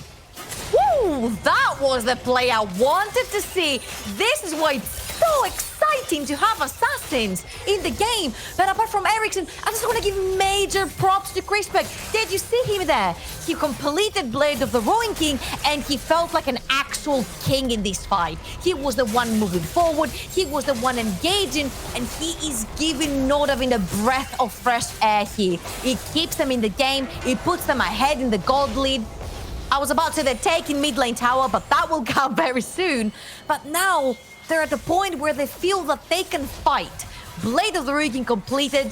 Look at that. Nulty is getting caught here, but a very clutch battle to stop Sebex from going in. And Chrisberg is like, right, this is my time to shine. He's playing frontline right here. He doesn't care about Syndress. He doesn't care about anything. And Ericsson dives straight in, taking that sweet revenge on the Munster crew and cashing in on a kill of his own. Really good stuff from Nordavind. I mean, big props to Bebop as well. I think Bebop's Tempered Fates has been really good this game. He's really set his team up to play well. You can see the gold on your screen right now, and there is still a pretty big gap between the two mid laners as far as gold goes. A lot of that is the 50 CS lead that Sebex has been able to get for himself. They're going to trade Dragon out for a Rift Herald here. Munster on resets. Is Sebex actually able to deal with the barrels to make sure that wave doesn't get cleared out and he can get a little bit more poke. But I also have to think that Munster are not paying respect to Chrisberg. They are not respecting this Ashe at all. He's playing frontline the whole time and no one is able to punish him yet. Now, what is very important, and I like that you mentioned Shelley going down, is the fact that for Nordavind, it's more important to take towers because that Syndra will never become useful. So will have to team up with someone because she won't be able to walk into a lane and push a wave and farm it up. You see how Hiva had to actually head splash because look what happens to Unforgiven if he's not around. Yeah, and Sebek's actually just getting 1v1'd by Mumus. You said you wanted to wake up, and he's woken up. He's awake. He's like CS ahead off of the Ornn. Last time I checked, he was about 1,000 gold in the lead as well. Mumus has woken up. He's not the only one. I feel like Nordavind have in general woken up. Look at that. 1,100 gold ahead from the Ornn. This is what you want to see. Nolty, remember what we said about the minions? He was absorbing every time Ericsson was dying in the mid lane, and he's about 2,500 gold ahead from Maxilla. This is a great early game so far from Nordavind. Yeah, it really is. Nordavind firing back after what was a very, very rough game one. They got completely dismantled by Sebex, and they're doing his best to keep him under control, although he does have a pretty significant CS lead. He's building towards his Infinity Edge next. And I do worry that Sebex still is going to be a threat as this game goes later and later, as he gets more and more range, more and more crit, more and more items. They do have to be worried about Sebex, who has been power farming so far. So here's the deal, right? With Tristana, the later on fights are never going to become easier because you're going to be diving into a Gangplank barrel. You're going to be diving into a Shyvana, into an Akali. It's not going to get easier. Even though I agree with you, Sebex is going to be a huge threat in the late game together with Unforgiven. I feel like Unforgiven will have a better time playing from range rather than Sebex having to play up close and personal. So yeah. I'm not favoring the Tristana at all here, Hipper. I'm favoring the Akali, the Ashe, and most of all, Gangplank. Well, Ericsson's talking about how much of a rough game he's had.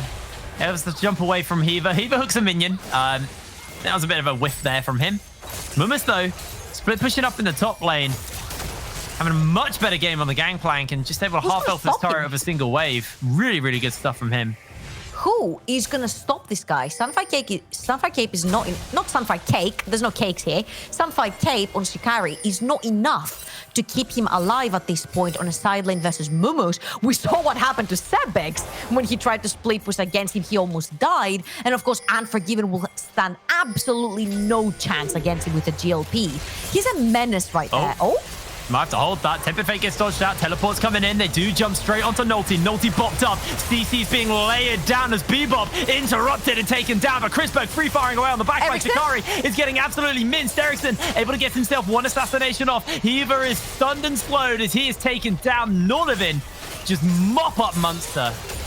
Are they gonna go for Baron? They could do Baron. They have all the crucial members up and available, and Maxilla has to go back and reset. That was a great fight back right there from Nordavind, even though it was Munster pulling the trigger, and I felt like Nolty killed Bebop at some point with the knockup, but it was all worth it. You know, always somebody has to sacrifice, and this is going to be a free objective for the side of Nordavind. Everything is looking peachy right now, Hiprain.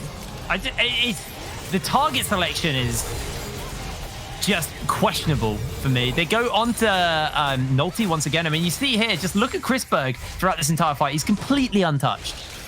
But the thing is, the Tempered Fate misses, and then Nolty takes the knockback back to the Bard, and you're like, great, now we have the numbers advantage. But Chrisberg keeps firing arrow after arrow after arrow, and no one touches him. And you know why no one touches him? Because the cannon barrage from Mumus was so clutch that it created so much distance between Chrisberg and the entire Munster crew that Chrisberg went completely untouched, and he was able to wreak havoc in the backline. Someone has to go deal with this bot lane. There is a Baron and a Rift Herald bot lane right now. This is some Nexus Blitz stuff here. Hey, you like that mod, don't you? You had to mention it. I haven't played it in a while, actually. I've played every champion I want to play on it. Second Drake is going to get picked up for Nordavind as they get their second one. Shikari's going to try and deal with this, but I think this is just a dead tower. They are pushing two lanes at once. At this point, they could dive. They see Sebex in the top lane. He has no TP to join them. They can pick the 5v5. Oh, that Tempered Fate! Lands onto everyone. The poke comes through. Shikari's going to try and tank for the moment. Unforgiven throws out the Hextech GLP to slow members down, but Nordavind just chunk Munster. They've still got Baron to work with. Sevix is only just recalled and now looking to rejoin with the rest of his team, but he can't step up. His team are poked out and they're going to lose this inhibitor tower. Probably this inhibitor. And they need to do something about the mid lane as well, because that's also going low. So they're just going to throw down the corner. The Forge got to look for the fight. They've got the portal to work with and everybody's just going to bail out. Sevix getting chunked by Mumus as well. This is just going horrifically wrong for Munster. And all that Nordavind needs to do right here is try to keep Munster away from them so they can take the towers and leave. They take the resources, they take the own ultimate, that means there's no more hardened gates. They take the Nautilus ultimate, no more hardened gates there either. And the only thing you have to worry about is a scatter the weak and an anchor in the face, which is very easy to manipulate yourself through, like Nolty did right there. And now Shikari is just taking so much damage for free. He went in for the charge and just gets half health. Cannon barrage to zone, and Munster, they need to focus Chrisberg if they're going to pull this back. They keep going on Nolty. Nolty's very hard to catch with the Dragon's Descent, but just feels like Munster, they're scattered coming into this second game, and Nordavind, they did not let that get to them, that first loss. They are coming back firing right now. Scatter the weak down, anchor down. It's the go button for Nordavind here. Oh my god. What? I am speechless. Bye-bye. What? He just got one shot. Sevix is getting completely jumped onto. He has literally no damage to work with right now. As Ericsson's going to slide in, look to tidy this one up with a perfect execution. Able to find himself one, comes in for the next. Sevix is sent back in as the turrets are going to get focused out. Munster are just being completely destroyed here.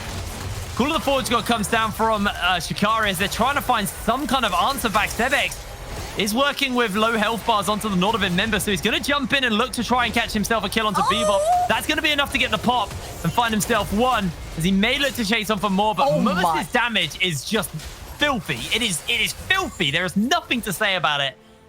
And that is just going to be them disengaging for now. They have everything they need. Another dragon coming up in 2 minutes, but very crucially, in another 2 as well, the dragon is up, and those inhibitors will keep on pumping minions into the base of Munster, and somebody is going to have to stay back and defend. Now, look at that. Unforgiven has his TP blown already, so he can't stay back into the base. Sebek's no TP, so Shikari is not going to be there for the fight. And here we saw it. Scatter the Wick used, Anchor used from Hiva. Oh my.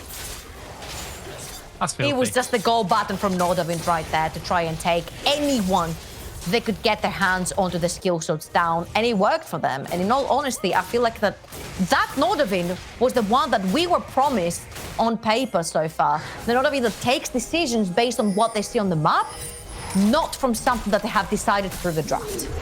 And Maxo and Hiva are just getting caught out here. Tempered Fate's going to land, and Nolty looking for the damages. Why are you face checking the bushes? Hiva has to use the stone plate and jump away as Ericsson's making his way onto the flank. Nolty speeding towards them, looking for that next Dragon's Breath as the cannon barrage comes down, and Nolty able to mop up a kill.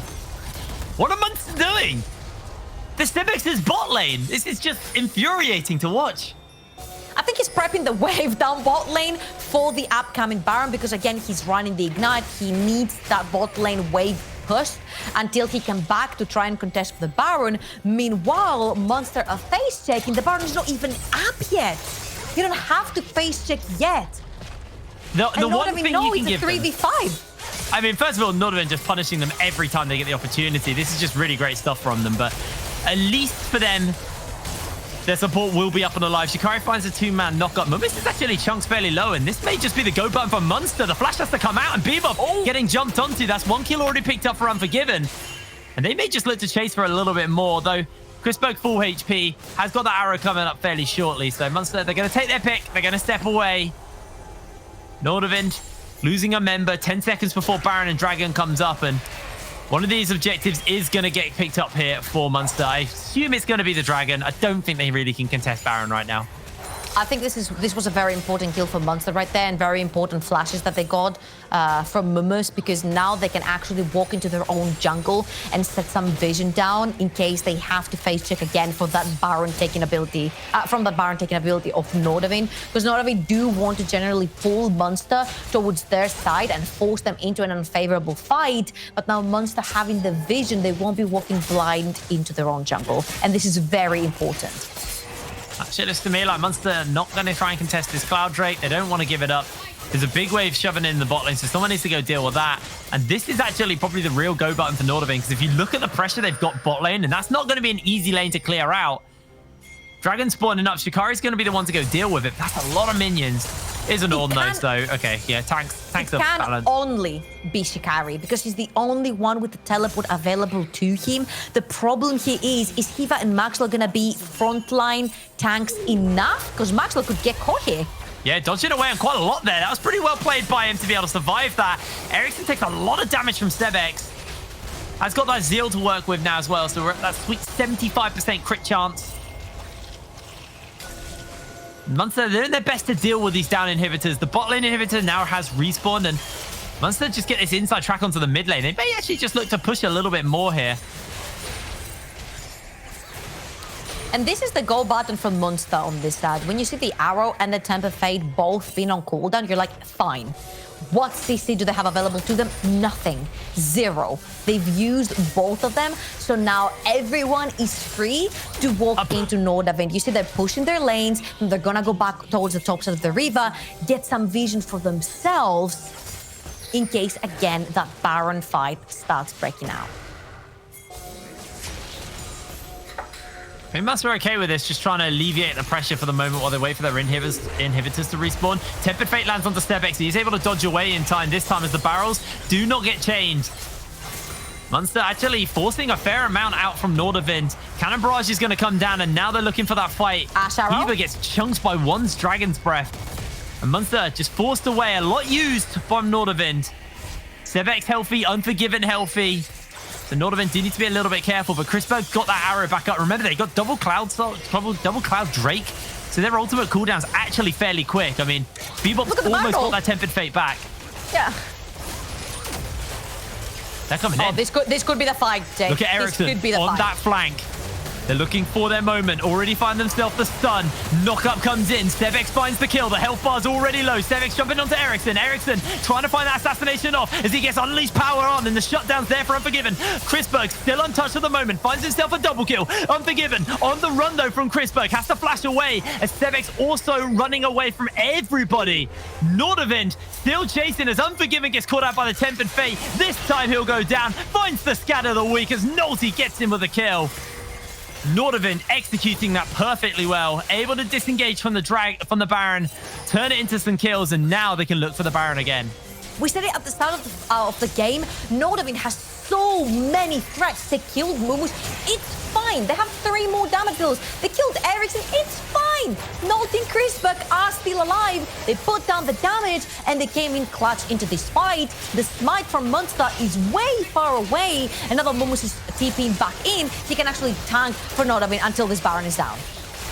Munster's still looking to fight this, though. The Baron is going to get picked up finally. Just really, really scattered stuff from Munster coming into game 2. This is not what we saw out of game 1. Let's have a little look at that fight once again, because it did start right for Munster. Ericsson had the perfect flank right there, but Mumus gets caught, and you're like, oh no, this is doomed. Everyone gets so low from Munster, and Ericsson right there is just playing nuisance. He doesn't care to kill anyone. He's just keeping everyone away from Chrisberg, who is actually doing all the job for them. Stevex is trolling. Look at his items. When we get out of the replay... Wait, what? He has a Phantom Dance and a Hex Drinker. They share cooldown. They're both on the same... They have the same passive. So here's what I'm thinking. He wants to sell one of the two, but he just doesn't have any major item yet. Yeah, I guess. So he's keeping the Hex Drinker. This is where I'm gonna put my money in, because I don't necessarily want to think that he doesn't know. There's no way he doesn't know that they share. So I'm hoping. I'm hoping he's looking for QSS or something. Yeah, that's what I would assume. That'd be really big for him. I'm hoping that the Hex Drinker is second in his inventory because it will always prioritize the first one in your inventory. He went more! What? Wait.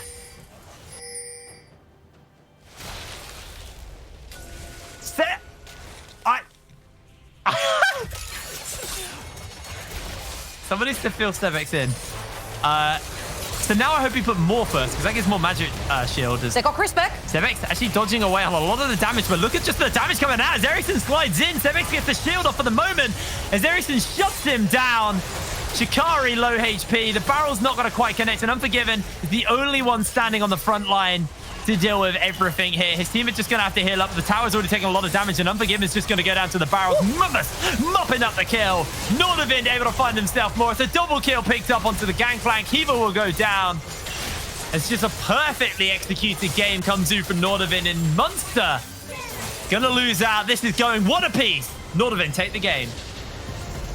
Okay, that was the Nordavind that we saw on paper. We're talking with them behind the scenes. We're trying to know what they're thinking going into, you know, the series, the previous games, and they had a very clear plan going into this game. Now this one had a clear plan as well. It was snowball pretty much everyone, tried to keep Ericsson alive, not to fall too far back, and every time he was dying, Nolty was picking up the CS. It just felt so coordinated, and even their fights, they didn't seem like at all times they were committed into trying to get kills. They were trying to get cooldowns, they were trying to get ultimates, flashes, summoners, all that stuff, and then they were pulling back and taking a very important objective.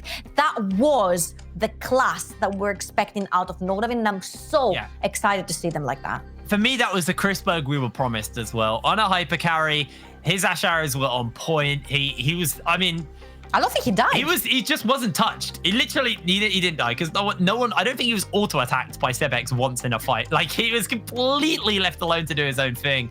And Chrisberg, this was the game we expected from him. He popped off. He had a really, really good showing. And for Munster, that is a worrying game because coming in from that game, they now have the momentum against them going into the third and final game of this series. And Nordavind, they're looking refreshed. They're looking revitalized and ready to go. Like you said, Mummus has finally woken up, and that was a bloody good gangplank game. Now, guys, we're going to throw to a quick break, and when we're back, we'll let the analyst desk break this game down a little bit further, so we'll see you later.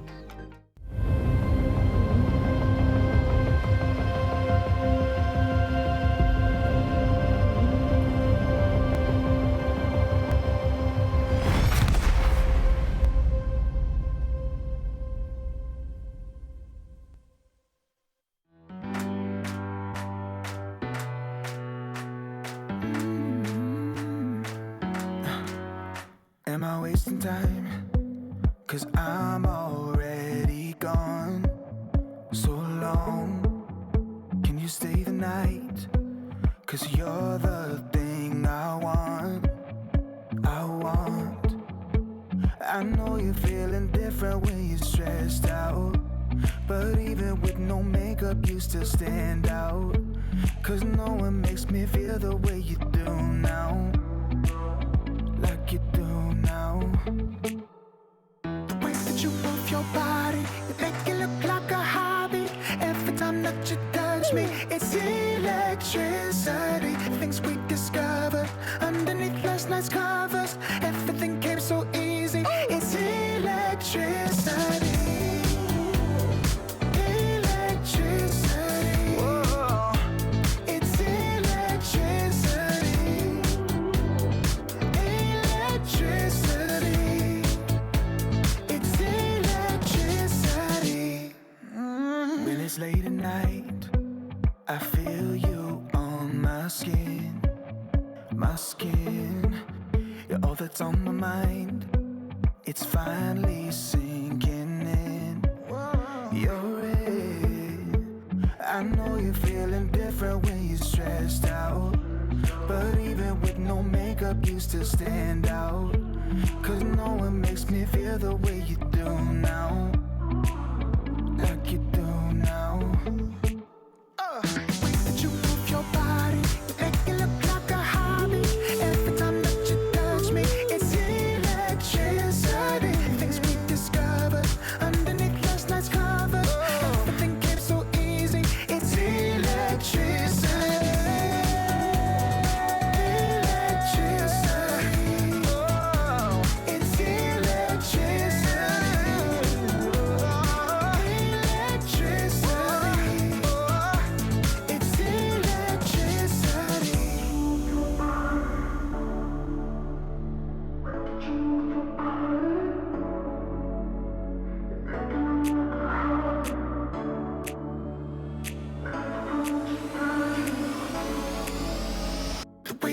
move your body, you make it look like a hobby. Every time that you touch me, it's electricity.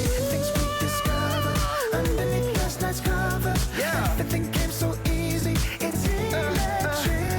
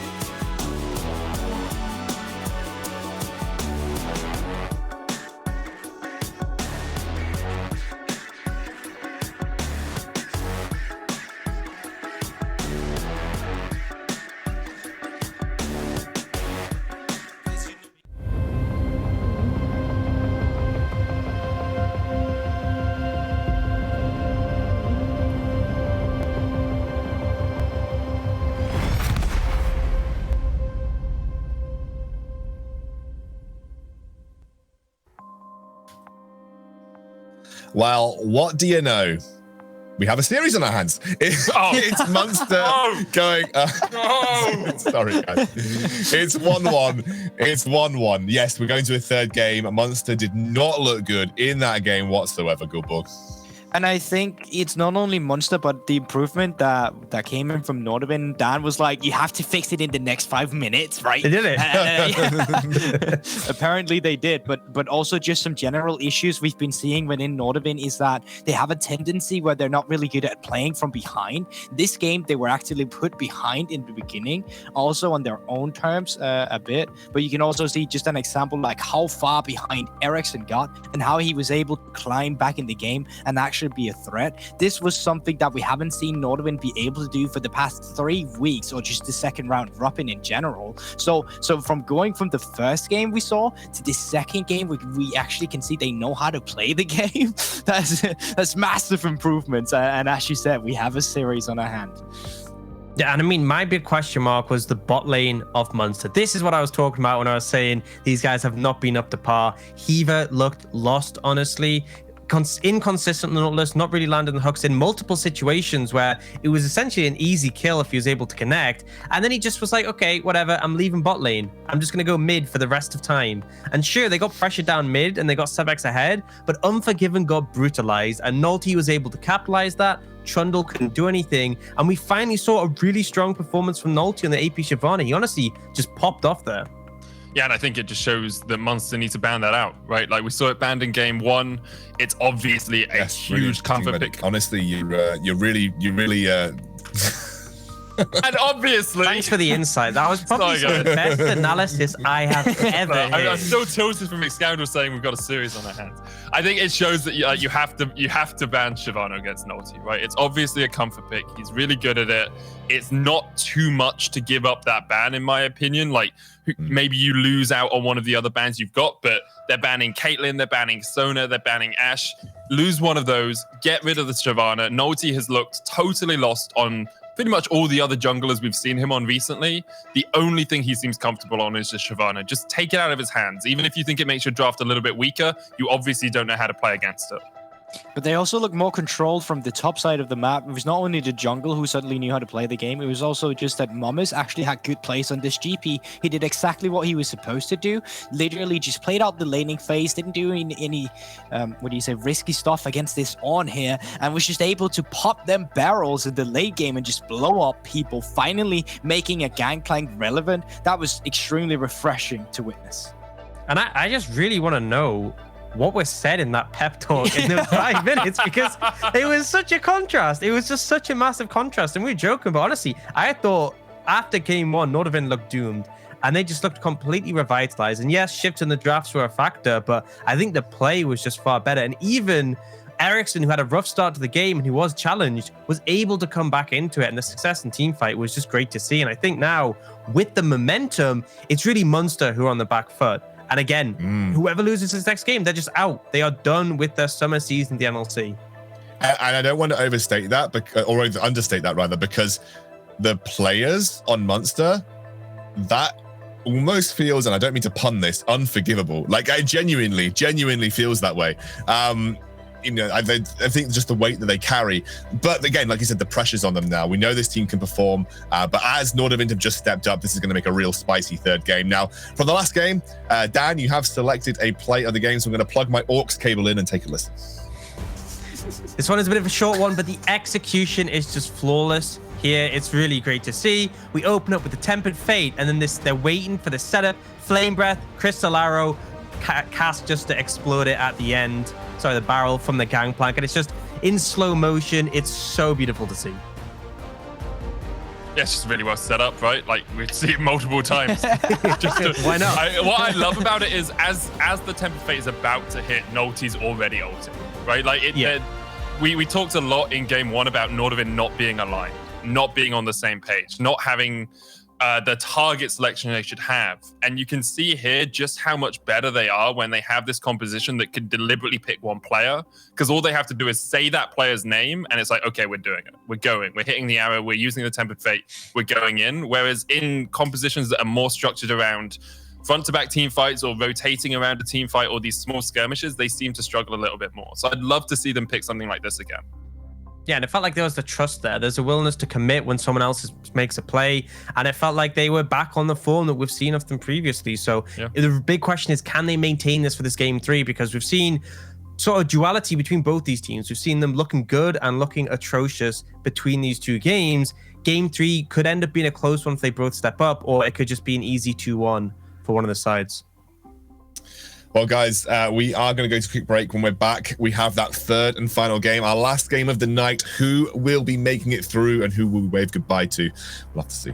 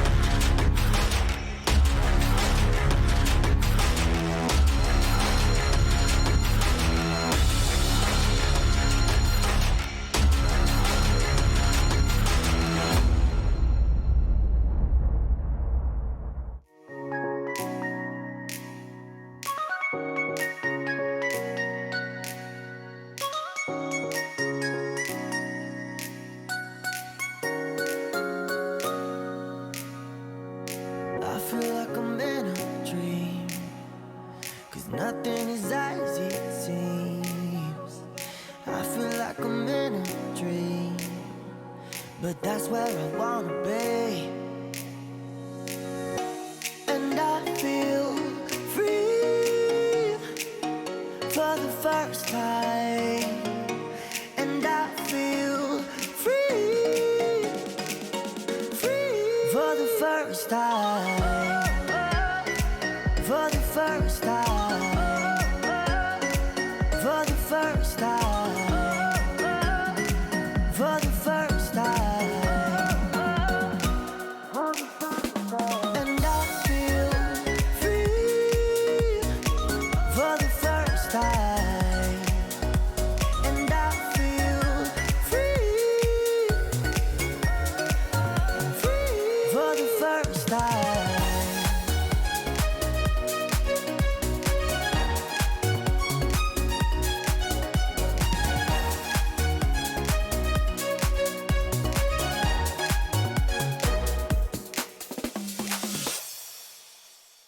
Give me a sign of something. I could really use it right now. Give me a sign of nothing. I'll be looking to the clouds. For the first time. For the first time. For the first time. And I feel free for the first time. And I feel free for the first time.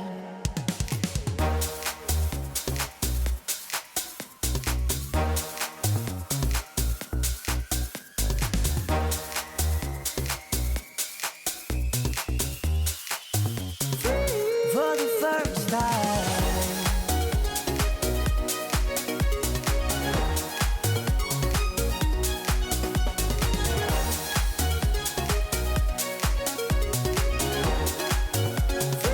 For the first time.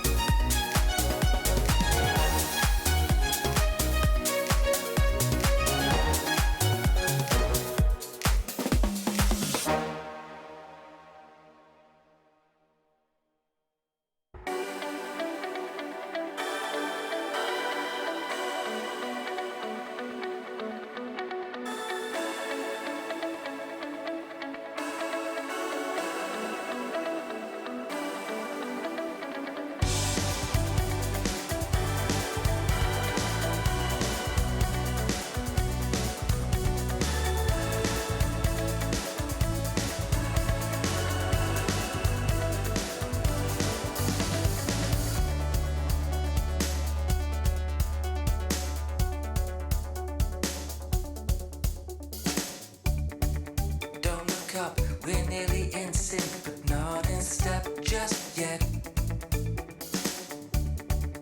When you time that look, you know this can't be second best. It's all in the timing. There's not a right way or a wrong way. It's just a short way or the long way. Get there together in our own way.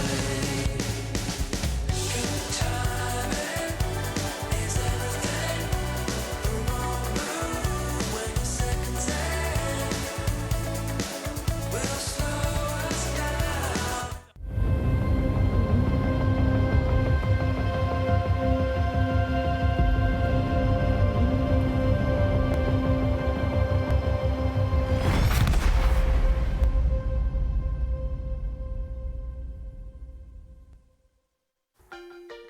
We've got a series on our hands, guys. I'm so excited. Let's get into the draft. Do you know what's actually hilarious? I was about to literally open with Medic. I'm going to let you say it. That wasn't even planned either. I wasn't even planned. Okay, we're into picks and bans. Munster are banning out Caitlin. And again, I would not be surprised to see a Shavana ban coming through. I mean, Nordavind went very early rotation on that on that Shyvana pick. And I imagine unless Maxwell is comfortable taking that fight again, they might get rid of it. Yeah, I think it could be a safe one to do, as obviously we've seen Nordavind, well, Multi particularly so strong on that, but instead they're just going to ban the triple bot lane threats once more. I'll have to see, because they did go for the Callista Thresh on this side as well in their game 1 and won that. Nordavind only have 1 ban, so if they are looking to eliminate that bot lane as a duo, they could take away the Callista here from Unforgiven. It's something they've relied on heavily throughout this split. And if they do that, well, Syndra is still left open on the table, but I'm quite sure that Nordavind wants to give Unforgiven that Syndra again. I think we take those, right? You can have it. But Callista does get banned. Leaves open the Karma that we have seen be first picked a lot recently, but let's see what they're still... Yeah, what else they can go for here? Ezreal they go for, and that means that there are not that many AD carries that you can go for. We've seen that Chris Buck has liked to default onto the Aphelios too, although he has seen a bit nerfs. So it's going to be interesting to see what the response is going to be from Nordavind. That is a Chris Buck classic if they choose that. Kai'Sa's kind of been a classic counter into the Ezreal for quite a while, or a pick into the Ezreal, because you can follow him with your killer instinct whenever he tries to get out of a fight. I will see if it's locked in. I would quite like it here, as you say. Chris Berg's really well known on it. And then if you team it up with a strong support, like I'm thinking Nautilus, I really like Nautilus, or even the Bard for Bebop Bully if you want. I think that's a very good first rotation without giving too much away. I think potentially you can go for that third pick and pick a support there like the Karma. Yeah. If they haven't offered anything that's going to cause an issue for that, it gives you that flexibility. But ultimately, the thing I want to say is about the Ezreal for Munster, because we've typically seen them play these really aggressive bot lanes, lean on the early aggression, and then if it doesn't work, if they fail around those skirmishes, they tend to really struggle late in the game. But picking the Ezreal for Unforgiven gives them a lot of tools that scale incredibly well. We could often see something picked up for Sebex like the Azir. We know he's pretty formidable in the champion, and Ezreal's been a pretty common duo we've seen picked up just to give you that really safe, really powerful backline that's very hard to threaten. But for now, we'll see that set picked up as a flex pick for Munster. Yeah, and I was actually curious to see you now that Nordavind has just said it straight up said we are going for this on, that we were going to see the blind pick Trundle coming in again. The only concern I would have if that happens is that Naughty does still have that Shyvana up and available. So therefore, we're going to be seeing Sepex on another classic. We had him in the park plays with a quad recruit lately on this specific champions too. So thank you, EO Masters, for finally including us too. Yeah, I think Munster have learned their lesson though from game 1, right? You can't pick Trundle or you can't pick your jungler until you see that Shyvana really, right? So you want to make sure that if the Shyvana gets locked in, you have the opportunity to answer it with something strong. I doubt Nordavind will pick it here. As you said, Orc, support makes the most sense. And now Munster can invest a ban into getting rid of that Shyvana on the second rotation and just keeping that out of Naughty's hands. What's really interesting about the way the draft has panned out so far, though, is that they know which mid lane they're playing into, so they could take their mid lane on the final pick, and then Maxwell, who classically likes to try and look for some kind of counter pick on blue side, actually, if the draft goes the way I think it is for Nordavind, might not get that opportunity. And this is a really interesting twist where this game has been about the junglers, and it's been about the to and fro between Nulty and Maxwell, and specifically in the draft, which has been really interesting. It's a very different style of draft that we're used to when looking at the NLC teams. Yeah, and I think when I'm looking at Nordavind right now, they have a lot of potential dive threats, and I feel like you have a direction you can go with this composition. You can invest into the poke. Shyvana would be beautiful there, but it is inevitably going to be banned. But there are other options you can pick up potentially between your team to threaten that. I know a lot of people like taking the likes of the AP Cosmo onto the Azir, and it's something that you can use to deal with the safe backline, because obviously the difficulty is their safety, their range advantage. If you're trying to poke them out, you don't need to deal with that, especially as Kai'Sa can also opt into that. And then you have the engage potential when they're low HP. So if you're looking at Munster's pick and saying, how can we answer that? That is the way. If they do opt into some heavy dive, my concern would be the Ezreal Azir tend to be good at dealing with that. But I like that they got rid of the Thresh, because that would have made it almost impossible. I think I'm just looking for some more skirmish potential for the Nordavind roster too. As we've already mentioned, the Kai'Sa does get a kind of free scaling into the Ezreal too, and with the way that Nordavind have been playing, with how they performed last game, where they were actually able to wait for when they were spiking in items. If you can do that when you already got a front line with the Nautilus, with Dion, and you get the Kai'Sa coming in there, you can clearly make this the Chris Burke show if you really want to. I think there is an opportunity for Munster, though, to flex the set, right? Now that you know that you're playing into a Trundle jungle, you can either take the set in the jungle, or you can say, okay, we'll keep the set in the top lane, play it into the Ornn, and then flex something here that can really shut down that Trundle. You guys are much more intelligent than I am, so I'm sure you can think of some suggestions. I don't have any off the top of my head, honestly, past my bedtime, usually be asleep by now. But having that flexibility just enables you so much more as a team. And actually, we are going to see the set go into the jungle and that Mordekaiser be picked up. I think not just in general, you got a bot lane if this Karma does get locked in with a lot of pressure, because double ranged obviously always going to have some advantage, especially against the Nautilus, who's going to have issues going in there. And now with this Mordekaiser pick coming in, you're very reliant on getting your leads yourself. When you have these melee champions, as soon as that QSS gets put through and the Mordekaiser too, it'll be way easier to deal with this kind of backline threat. I'm getting so confused by Hiva just scrolling through all these champions. I mean, I was thinking, like, I was looking at the Karma, I was looking at the Yuumi, and I was thinking, I think there's a solid picks here. I think you have your front line, you have a lot of safety in the back line. Tom seemed weird to me, but then the Alistair is a pocket pick of Hiva that he's been bringing up, and obviously can cause a lot of disruption, but ultimately, I don't think it's necessarily going to be a great pick here. But I think, for me, the big thing is his last pick for Nordavind, because it's really going to define what their composition is looking to do. Are they planning to dive the back line? And with the Stylus locked in, then yes, that is the game plan. They're looking to get onto the Ezreal and the Azir and looking to challenge them and cause issues for them. It's a little bit tricky at times, but we'll have to see if it's able to pan out. I'm glad you mentioned the Hiva pocket pick, because if we look back at the interview that we had with him after they qualified for playoffs, where he actually played Alistair in a really clutch game, we were confused about what Alistair offered to that composition. He goes, well, it didn't. It was my Alistair. And that's actually his words. You know, it's my Alistair. So he's confident. You know, he's confident locking in that type of pick, which is definitely very unique. Hiva can be as confident as he wants to. His Alistar had nothing to do with him winning that game. That was clearly just some luck being pulled out of a hat. But, you know, time for him to show a better Alistar performance now than he did last time and actually prove that this does actually mean something when it's Hiva Alistar. Yeah, and I think it's a big game.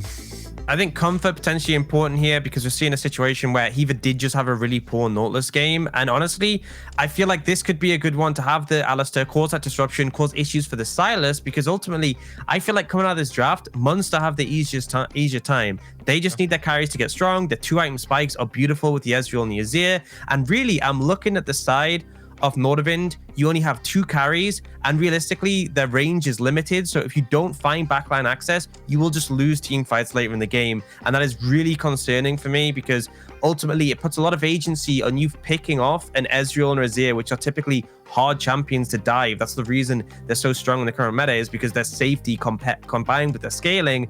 And I think it's a big ask. So Nordavind need to come in with a strong early pressure to be able to ride on that momentum and cause threat to these backline carries.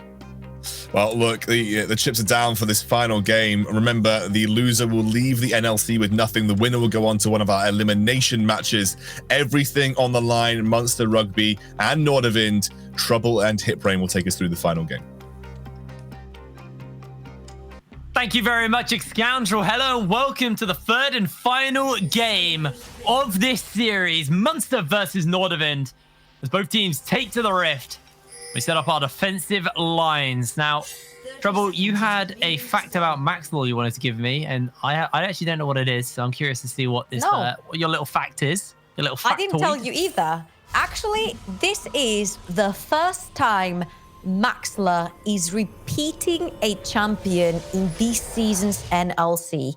He's played 10 unique champions so far, and that's his first time repeating. And out of these 10 champions, 6 of them have a 100% win rate. And guess what? Seth is not one of them. He chose one of the 4 that he has not won a game on. That's interesting, actually. I mean, I guess he was starting to run out of champions, so he had to kind of double back on himself at some point.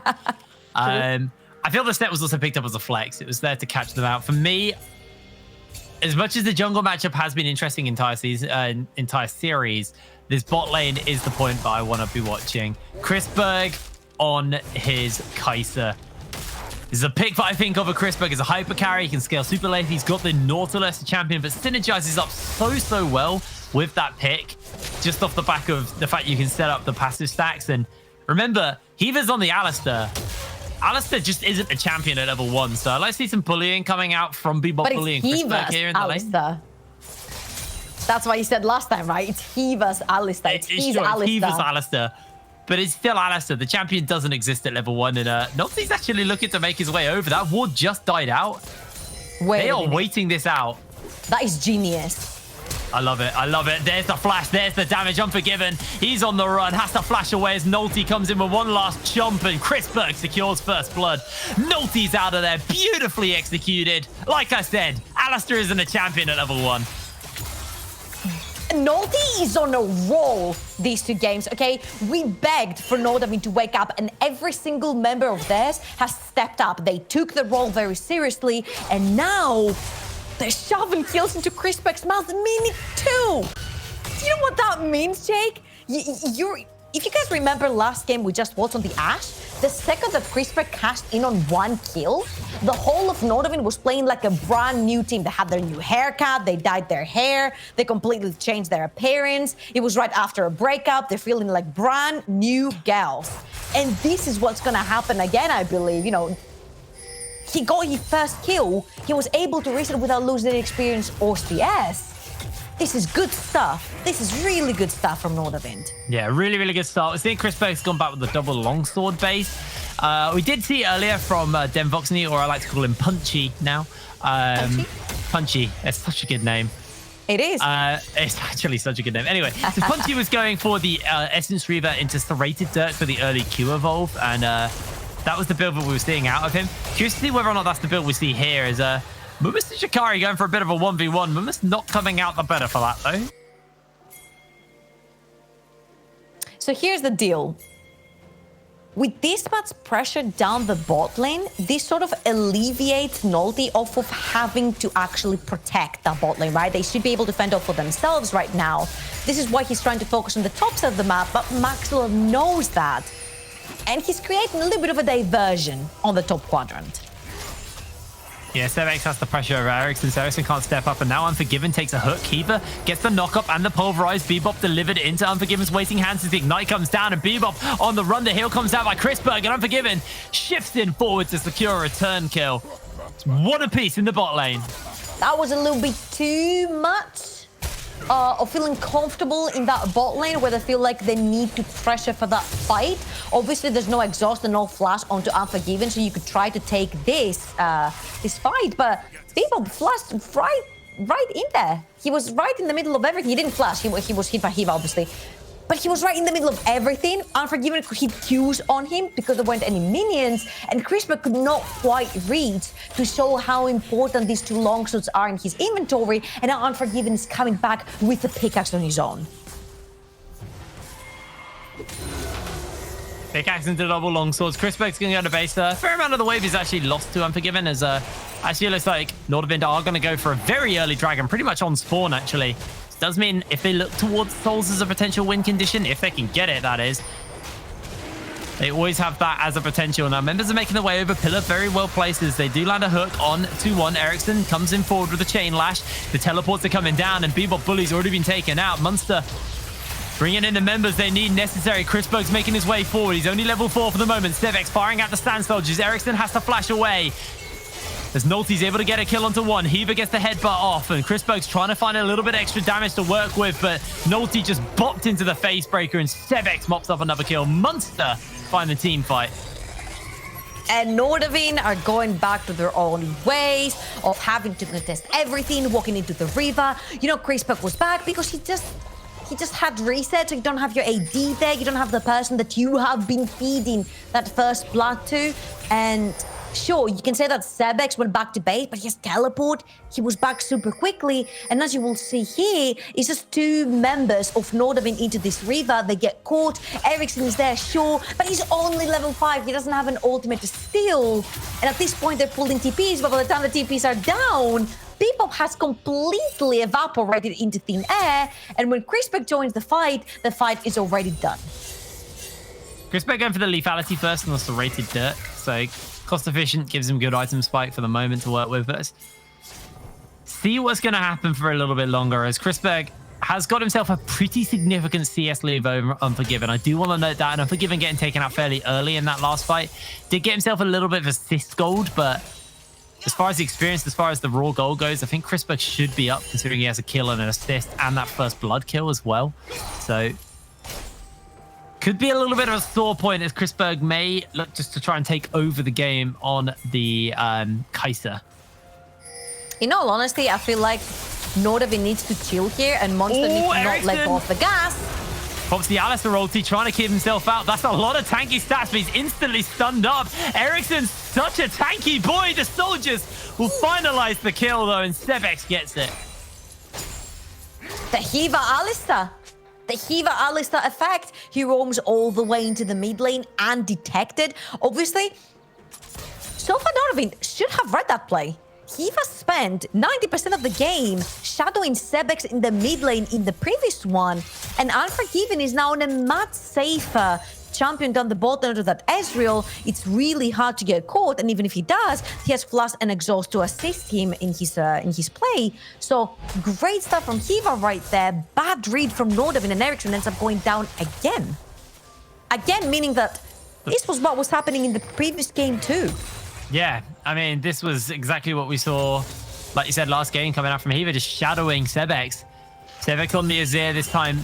One of the weaknesses he had on that Tristana was he had to jump into melee range. That's not really the case right now as Bebop looks for a hook onto Unforgiven. Unforgiven able to shift away to safety. Although you can see the power of the Silas when he's able to steal away the Unbreakable from the Alistair. He is so tanky. They used a lot to kill him there. I am not quite sure what ratio the set ult has. Because if it has AP ratio, I'm pretty sure that it's going to hurt really, really bad, shoving an Alistair or the set himself back into his own team. No, it's an AD ratio. Okay. No, that was on Max Law. Oh, I see. Yeah, sorry. Nolty jumping onto Hiva. Chrisberg does have the ultimate. They use the pillar for the moment, and Hiva use that Unbreakable, trying to taxi away on Nolty, but Chrisberg looking to pop him, able to find the kill. Slowly but surely, Nordavind able to take down the Cowman. Chrisberg up in CS, up in pressure, is a really scary point right now. Rifteld was picked up from Maxlaw. This is it, right? This is the 2-0. This is the power spike that Chrisberg needs to reach for Nordavind to wake up and take complete control of the game. But as you very well noticed, they do have the Rift Herald. Plates are still up because we're only minute 9. And there is a 5,000 gold lead for Munster, which is going to get extended when these two plates go down with a Shelly Boop.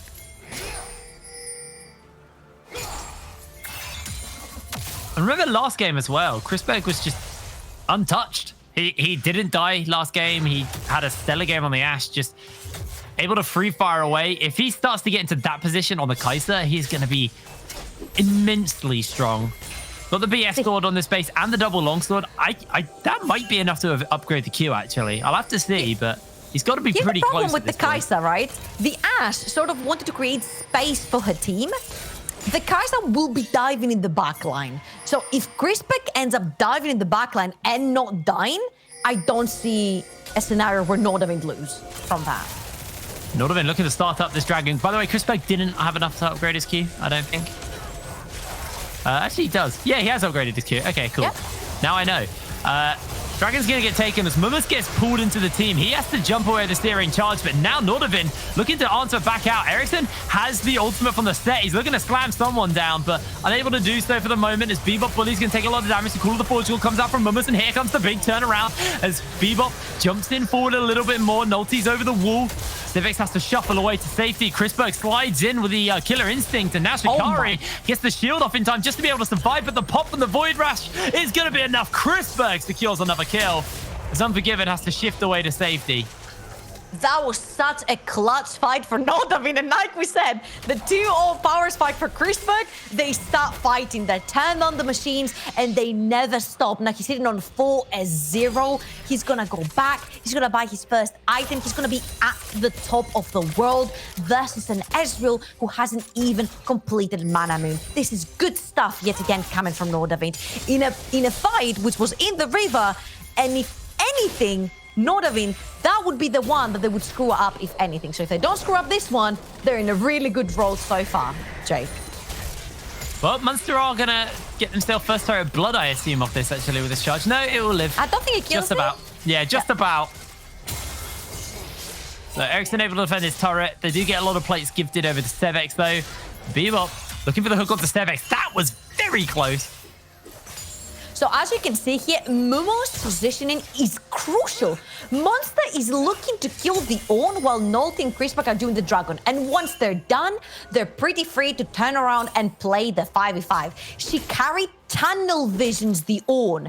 And Momus is so patient in that ult that when he's out, he still has the Call of the Forge God and he wreaks havoc in the Munster backline. As you can see, Munster just literally running away. And Christback yet again is playing Predator.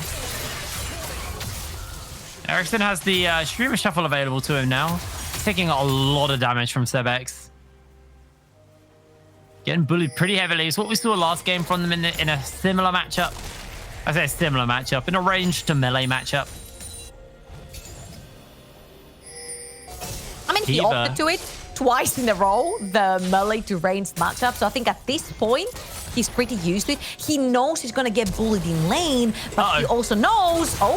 He has to shuffle back. Actually, maybe he even bit off a little bit too much here. Caught underneath the towers. The chain lash was secure the kill. Nolte able to pick it up. And here comes Momus with the Call of the Forge God. Sevex able to dodge away. Hiva just going very, very greedy there for the kill. And Chrisberg just farming plates up bot side with Bebop. Slowly but surely. Unforgiven is sacrificing so much now. Maxlord looks to come in. Bebop could be very bad for you. Able to dodge away on a little bit. And is able to survive.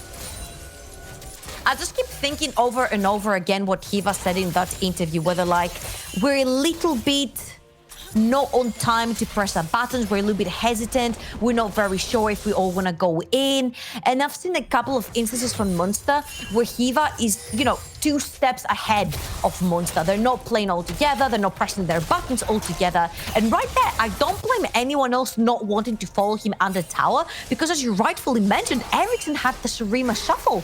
He would shove them further in towards the tier 2, and that would most likely be the death for more than one person. So I feel a little bit of shakiness right here for Munster.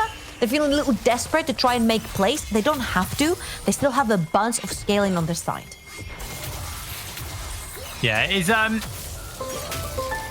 a bit of a skewy mistake coming in from the members of Munster, but Chrisberg once again just kind of power farming up. 4-0 on the Kaiser. Got that Essence Reaver, got the Stinger. So getting close towards getting the upgrade on the invisibility from the supercharge. Almost taking that bot lane turret, which looks like Mumus should just be able to answer out here. And Chrisberg just powering away on this top lane turret. It is very, very low. He may even be able to get this, actually. No, the wave's too thin. And yet again, you see that no one wants to play around that side of the map where Chrisberg is, because he's extremely strong. He's 2,500 gold ahead off of Unforgiven. And even though these Ezreal spikes have 2 items, by the time he's 2 items, he will not be able to match the strength of the Kaiser. Chrisberg! Just chunking Unforgiven out. That's him out of the fight now. So a big numbers advantage over to Nordavind. And this should just be Riftail picked up for them as Ericsson gets shuffled back into the biting hands of the rest of the team. Steals away the set up for a taxi out with the suplex. Able to jump over and hook to the minions to get away Ericsson. That was gorgeous. Brilliant escape there as Bebop looking for the hook onto Stevex. He isn't going to quite land it, but the Call of the Forge God lands onto 1. Chrisberg, no Killer Instinct available to follow up. So Nordavind are just going to be happy to force Munster away from their mid lane turret. They've got that Riftail. They've got Chrisberg to work with. And there is a lot of locked gold for them to unlock here. Bot lane turret low, top lane turret low. Dragon is up. This is potentially a 3rd dragon for Nordavind. Teleport's coming in as Ericsson's looking to join up for the rest of the team. Nordavind, for the moment, getting forced away. Killer Instinct not quite available to Chrisberg. And Munster may just have to give this up for now. it's very important. There's no Call of the False God. The Silence doesn't have ultimate either, so a lot of the crucial ultimates are not up. They don't necessarily have to contest. They don't have to fight. They have 2 dragons with them. They know they are ahead. They're much stronger than Munster right now, so they can afford to allow one objective to go Munster's side. And Munster will be very happy here to pick up this dragon because it gives them 6 more minutes until Nordavind will be going for that Dragon Soul point. And this is a team that actually uses the Cloud Soul very effectively. Yeah. Bebop can ult someone and chase them down. Chrisberg jumps in, and that is a speedy Kai'Sa. Depending on what ultimate Ericsson steals, also very effective and very useful for him. I'd say especially the Heaver ultimate. If he gets that off, he's going to be really tanky and really quick. I mean, I could go on. They pretty much every member of Nordavind actually uses the Cloud Soul really effectively. And crucially, getting those ultimates back more frequently is going to be big for them. So could be a good one for Nordavind if they're able to get their hands onto it. For the moment, they're just trying to crack open some of these last turrets. They're like, get back. The whole of Munster is coming for you. But, oh, that tower barely survives there. Chrisberg takes a fair amount of damage from Sebex. Sebex This is is hurting. going to be it, right? Sebex is hurting. He's 2-0. He has 1.5 items completed, and he's going to be the only nuisance around Chrisberg's Kai'Sa, because Kai'Sa is extremely short range, and Sebex's soldiers are not going to make it any easier for Chrisberg in team fights. This is why you see Chrisberg sort of playing around the team fight. He tried to take Unforgiven out of the fight, and due to their numbers advantage, they're able to win the fights to come. Good hook in. They actually have the damage to work with. Sebex has been forced away. Here comes Heaver, a 2-man headbutt pulverized. Ericsson has stolen away the Unbreakables. The charge is going to get used in the mid lane. True Shot Barrage thrown down just to poke out a little bit. Nordavind didn't find their picks, so they're not going to be able to crack open the turret. They just get a bit of damage done. And that is the last Herald now. So they have to actually look for a little bit more if they're going to try and close out onto these turrets in future.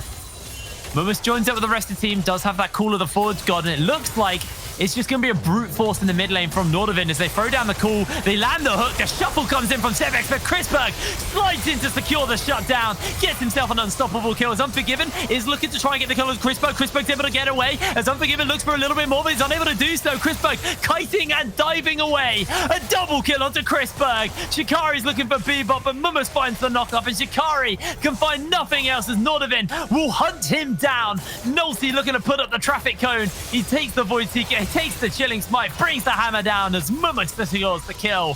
Nordavind coming up huge, 4 for none.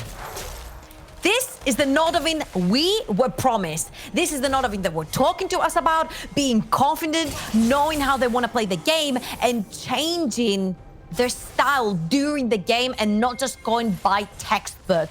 This Chrisberg brings me flashbacks. I casted this guy actually winning the Nordics back in 2019 summer.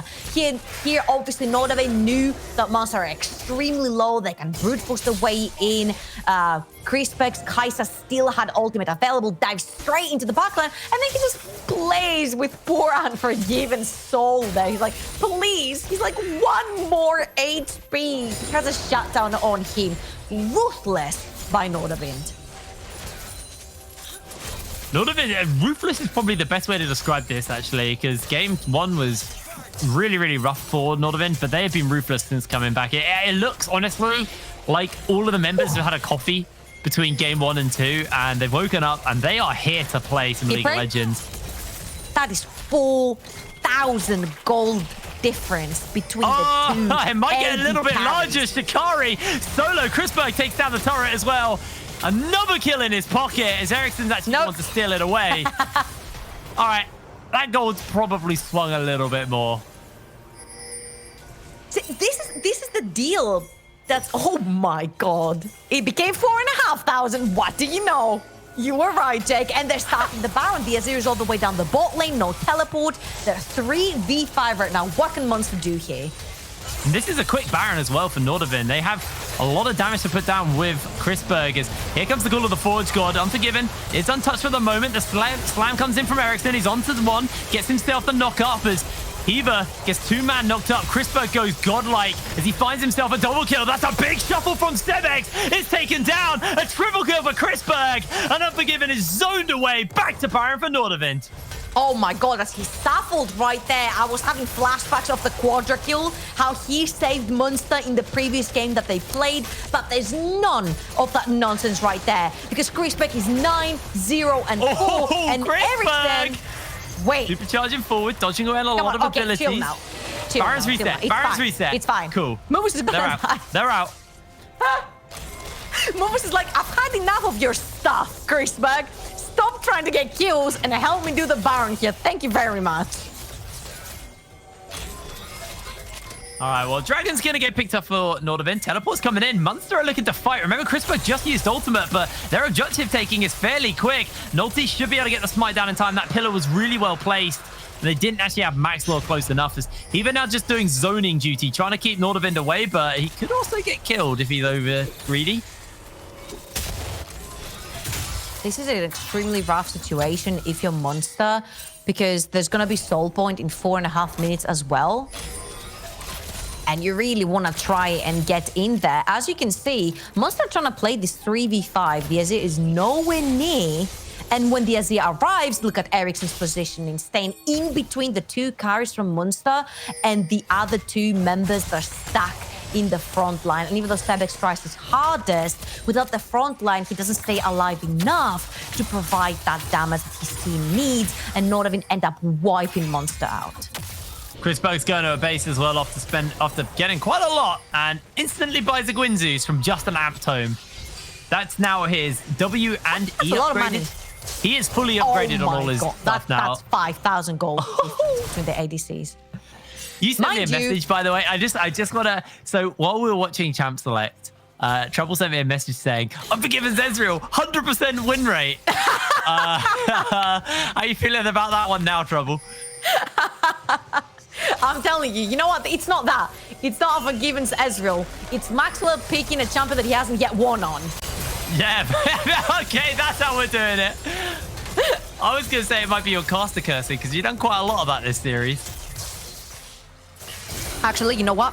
If we're on that topic, Baraz told me why I didn't vote for them again in the previous series. And I'm like, listen, guys, whoever I vote for usually ends up losing. So I did you a favor. You're welcome, Baraz. Congratulations on moving forward. You know, there you go. Wait, did you vote Munster in this series? I won't say. It's doomed. It's doomed. I did. I know you did. I was just trying to get the confession out. Oh no! Bye-bye! I said it was doomed. Nordavind are going to be able to take down the turret. Crispberg, 9-0 and 5. Unforgiven 1 and 4. He's finally stacked that mirror mana, but he only has 2 of the 3 components for his Triforce. Like I said, there's a gaping difference between their gold at the moment. The man doesn't even have a second item. Cut him some slack. Now they're trying to pull Shikari's TP, and even if they pull it, can Munster defend? Because we've seen this before. We're getting deja vu. They only have this one try. Ericsson has the set, gonna slam in Heaver onto Sebex. Actually looks to catch him out for the moment. Crispberg able to secure one. That's another one as Sebex is gonna go down. Bebop's able to secure that one, and it's a double kill. Picked up onto the Kaiser. Crispberg having the game of his life right now. It is a slaughter. I would say that Crispberg is having the series of his life. This is the champion from 2019 showing up, putting Nordavind up on his back. Oh! That was close. Ooh. That was closer than I wanted it to be. Hey, we needed some suspense in this game, right? It's been extremely one-sided, Jake. Yeah. I actually thought he'd done that. Maybe if he had the Triforce, we'll see. Let's have a little look at these fights once again. So, I like that Maxwell is diving in there, but his team is just so distant from him. And even though Sebex puts a barrier, everyone's like, we're just gonna flash through and kill everyone. It didn't work for them before. It didn't work for them again, because guess what? Their goal difference just grew larger. So if you couldn't 4v5 before, what chances did you have now? Ooh. That was very close for comfort, Nolty. I'll give you that one, mate. Alrighty, well, 1 minute until that Cloud Soul comes up. I went on length about how I really like the Cloud Soul for Nordavind. Whenever a team uses Cloud Soul well, I get really excited because I actually really like it. I know it's bad, but I actually really like that soul. It's super fun. And Nordavind used it incredibly well. So we'll keep our eyes onto that. You know what I'm keeping my eyes on? I won't say it because I will cast the curses and it will get ruined. You gotta say it now. I'm looking at Respect that hasn't died 2 games now. The 2 games he carried, 0 deaths. If he dies now, I'm gonna stop pointing things out for the love of God. It's time to retire if that's the case. Ericsson and Mumus pushing away on this turret. They do a lot of damage to that. Obviously, they've got the Baron Wave to work with. And that turret is just going to go down to the double cannons. Slowly but surely, cracking open the mid lane inhibitor. The unkilled Chrisberg stepping up to the rest of his team. Every time the anchor goes out, I'm feeling Here it comes. Call of the Forge got Chrisberg's flanking on that side. He's just staying back for the moment. Heaver going low. Shikari pulls Bebop into the Death Realm. Chrisberg takes down the turret as a double kill is picked up onto Ericsson on the Silas. Double kill picked up for Chrisberg as well. He's going to make it a triple kill. As they take down the inhibitor, Nordavind just putting on complete dominance in this series as they take down Munster. Nordavind are through to the next round of the playoffs. And that was honestly so darn clean coming in from Nordavind. I love how they just adapted. You know how we so love the best of ones and they were faltering in them. They lose the first game so decisively as well. They got smashed in the first game and they're going into the second one. We're like, okay, what mentality is Nordavind gonna go into this one? And Dan, I think, mentioned it as well. They're like, what was that pep talk that they did with Nordavind and they come out like this? This is the champion Chrisberg that I know. And you know, honestly, you know what? I didn't care to see Nordavind. Now I want to see more of them. I mean, Chrisberg didn't die for 2 games. He ended that game 14-0 and 5 or something. Well, we'll ignore the first game then. We'll ignore the first game. Only the games they won, okay? On their wins, that's the only one that counts.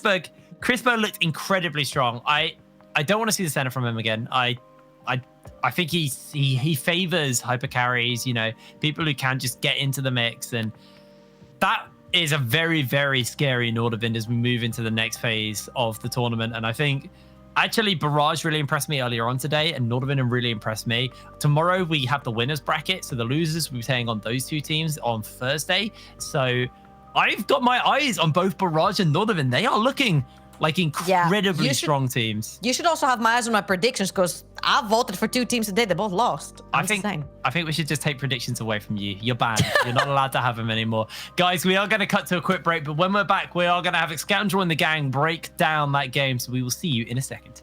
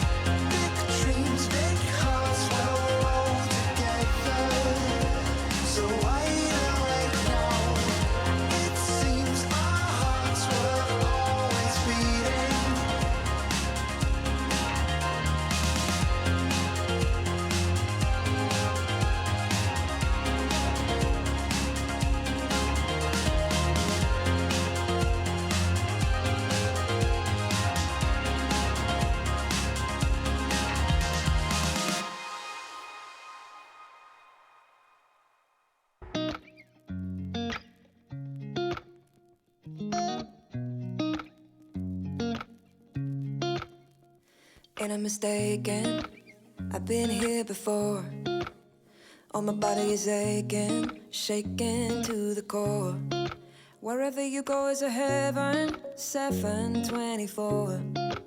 Now don't go be misbehaving, but I'm craving a little more.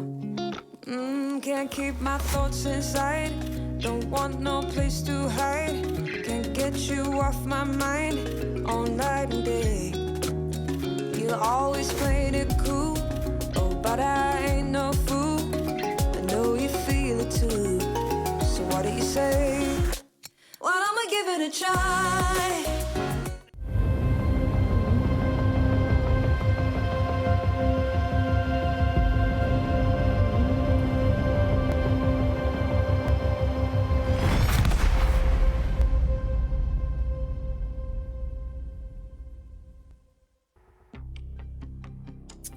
Well, congratulations to Nordavind, who take down Munster Rugby Gaming 2-1. Munster leave the competition here, but Nordavind will go on to that elimination match later on in our playoffs.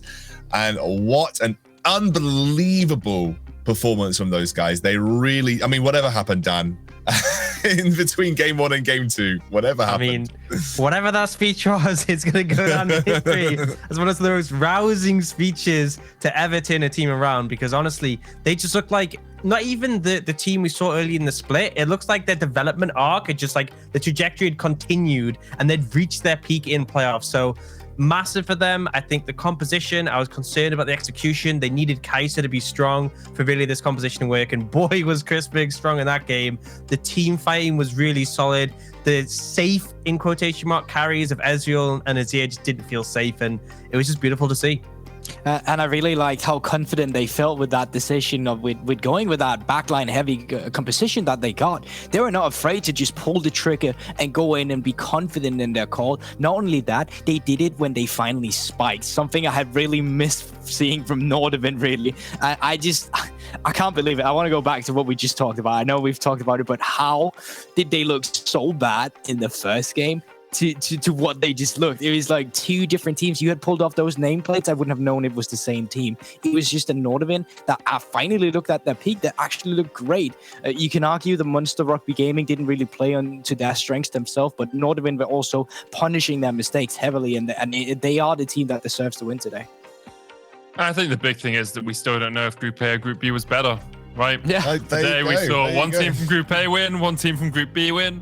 Who knows? And yes, tomorrow we have some big matches as well. But yeah, I do really want to give credit to Nordavind, because it's not easy to lose a game 1 like that. Like, they got 1 kill in the first game and then somehow managed to turn everything around. Chris Berg, especially, to me, was a standout performer for them in the last couple of games. And if they can carry this form forward, now that they seem to have found a strategy that works for them again, I'm really looking forward to them in the rest of the playoffs.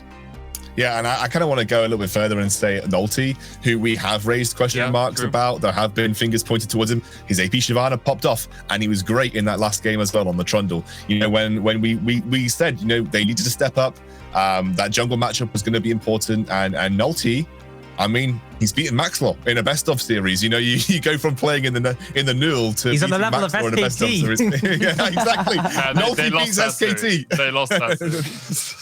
Okay, Nolte takes SKT to a 5-game series. Yep, there we go. Anyway, let's have a look at the play of the match here, Dan. Work us through it. Yeah, and I think it just highlights the excellent team fighting coming out from Nordavind. They're on the Baron and they instantly know their goal is to engage off the back of this. And I just want to follow what Ericsson does here. He plays a really important part. He uses the set ult to close the gap here and then looks straight for Unforgiven. He waits with the stun before he's used the dash, and he just creates so much space and allows his team to deal with the front line. The stopwatch as well, which buys more time, is perfect. And then Sebex, he's like, right, time to make a hero play, but unfortunately the damage was already done. Ericsson bought so much space and delayed the backline of Munster from doing anything. It just guaranteed the team fight win. Well, speaking of Ericsson, I actually have him ready to interview, so I'm actually going to bring Ericsson in. And actually, Ericsson, it has been a while since I've got to chat to you. Obviously, firstly, congratulations. You are into our elimination match. You beat Munster Rugby Gaming, and you took out some very big names in the process, not only players, but obviously the team. The question I've got to ask is, between game 1 and game 2, what did happen? What did change? What helped reset and get you back into form? So I think after playing all these best of ones, I think we learned that being 0-1 in a best of series is our comfort zone. Like losing best of ones, like I don't know, we really suck at best of ones. But obviously we have been in a slump recently, and there's no denying that. We've been through some tough times, but I'm just really glad that we managed to show up when it really counted. And that last game, what was the game plan going into that game for you? Like, how were you planning on executing on your win conditions? I mean, I think after game one, we're like, guys, we just have to fucking kill them. Like, there's no other way to win the game. Like, we just have to go in and kill them. That's it, really. And, like, that was the game plan that was the win condition from game 2. And then we're like, yeah, let's just go full ham LPL style game 3 and just finish fast. I love it because that's really funny. We always talk about Munster. We were saying, like, they always pick drafts there. They're like, we're just going to try and kill you in lane and try and win the game that way. So I love that you were just like, screw it. Let's just take the fight to them. Let's just actually go toe to toe. And look, you came out on top. How are you feeling then going into the next elimination match? You've just crossed one threshold of a best of 3. You are now another best of 3 away from working towards the very end bracket of our playoffs. How are you feeling going into that? Is it relief? Is it, are you back to the grindstone? What's going on from that next best of 3? I mean, I think it's the full anime story arc coming through here. Like, we just have to make it all the way to the finals and manage to win it somehow. So yeah, I'm just like really looking forward to keep playing this best of series and see how far we can go. Look, I'm ready for your anime redemption arc, mate. I'm ready for the anime redemption arc. Look, congratulations. You obviously, I can tell you're happy. I can tell you're over the moon, and you should be. You should be really proud and proud of the team. So, congratulations, and yeah, well, I think we see you on Thursday. Yeah, see you guys on Thursday. See you then. That might be the most emotionally animated I've ever seen Ericsson in an interview. He's usually deadpan. He's usually just like, yeah, no, we just did this, we just won that. But he actually was so animated there, and actually I couldn't stop smiling because I was just like, wow, I've never seen this guy smile so much. And that's the thing, right? Just him smiling a bit. That is like the strongest emotion I've ever seen from him. As you say, he's usually like, yeah, we play kind of good. I expect us to be tough for you. And now he was just like, it was so adorable. I actually love that. And it shows how much it means to players like this, that they know they're in a slump. They have fought really hard for this. And just knowing that your hard work paid off, at least for the beginning, just feels so good to you. Okay, I've got to bring in some reflections from today in the form of highlights. So let's have a look at some of the big moments from our 2 series today. And again, I think we can just kind of reflect on the series overall, of obviously starting with this Barrage one, Godsend versus Barrage, which really wasn't close at all. First game was a little bit though, and this was sort of one of the big turning points. You see Champion coming in super strong, and we really felt like Godsend had the early game. We felt like they would have been able to take this game off the back of that, but ultimately Barrage really good execution. The critical thing is that mid game, something we'd hit on before, where we felt like Barrage had sort of fallen apart, often coming out with early leads, and they actually managed to find the consistency there and really get big advantage on the wave allocation. So I think a much improved team here for Barrage, and honestly, they are on a really big upwards trend. And a lot of people will probably go down and look back on this 3D performance on Aurelia, but I want to shine some light onto Yatran and Syndra. 2 games in a row where he just completely wreaked havoc on this champion. And obviously he's always been the player to watch from us on Barrage, but it just feels like he's taking it to the next step every time. And not only that, as you said, Dan, the team is just looking way better today than they have previously. I totally agree with you. And I think if it wasn't for Nordavind's switch between game 1 and game 2 and 3 in the second series, Barrage would have got my most improved award for the day. But because of just how dominated Nordavind were in game 1, I think they lost like 17-1. Their performance in game 2 and game 3 was such a revelation, such a change for them, even falling behind in game 2 and still being able to come back, that you have to give them a lot of credit. And I just hope to see more of this continued growth from Nordavind coming into the next few days. And just ending on that player though, and obviously is the player of the match too, but it just feels so good and incorporates how good the synergy of Nordavind just suddenly became from one game, able to pull off a play like that. It was just refreshing, so good. Right, well, obviously we have to select from a rigorous selection process our play of the day. It was very difficult. Orcs, take it away. Yeah, so there's a lot of choice here, and ultimately, even though Nordavind had a great series, this play is a no-brainer for me. It's the Drudy play, and again, Godsend thinking they found that flank, found the backline access. This is the team fight to get themselves back in the game, but it's really just this moment for Drudy when he joins the fight and gets that huge Vanguard's edge, and then the massive stun to follow up on 4 members, and it's just able to clean up with a triple kill. Honestly, stellar play, stellar timing to join the fight, and just cleans up in such a beautiful way. It's just disappointing he didn't get the quadra, right? Like the last guy's there, just kill him as well. It's should have been a penta, actually. Should have been a penta. Should have been a penta. Give him 6 kills. Screw it. You could have killed something else along the way. Could have killed Daisy as well. Could have killed Daisy, exactly. Daisy was on his team. Yeah. Come on, Orcs. We're being serious here. We are serious casters, serious analysts. It's been a long day, guys. Apologies. It's been a long day. Let's have a look at the bracket, and we can see exactly what we've got coming up over the next 2 days of tournament play. You can see Barrage and Nordavind advance into the elimination match, which will be played on Thursday. And then we are going to have tomorrow our upper bracket semifinals, BTXL and Tricked and Fnatic Rising versus Riddle. Those are upper bracket, obviously, so that means they're going to have a double elimination factor to them. It's not quite as do or die for the teams on that side of the bracket here, but irrespective, winning will always almost guarantee you a nice pathway to those finals. You know what excites me about this?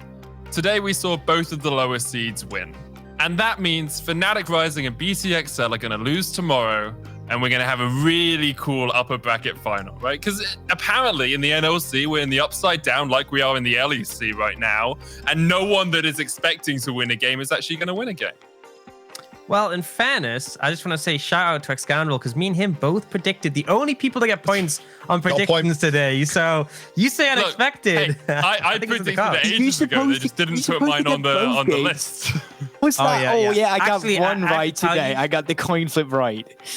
we haven't included all of Medic's predictions, but he's actually got 100% every single one. And he will tell you that he'll show you proof that he's retroactively got them all right. But unfortunately, we just didn't release them until now. What a shame. Oh dear, guys, look, I had a great fun today. We had some really good League of Legends. Thank you so much for rounding out the day with me, Orcs, Gulbug, and Medic. Tomorrow we will be back with those 2 upper brackets semi-finals. We'll see you then.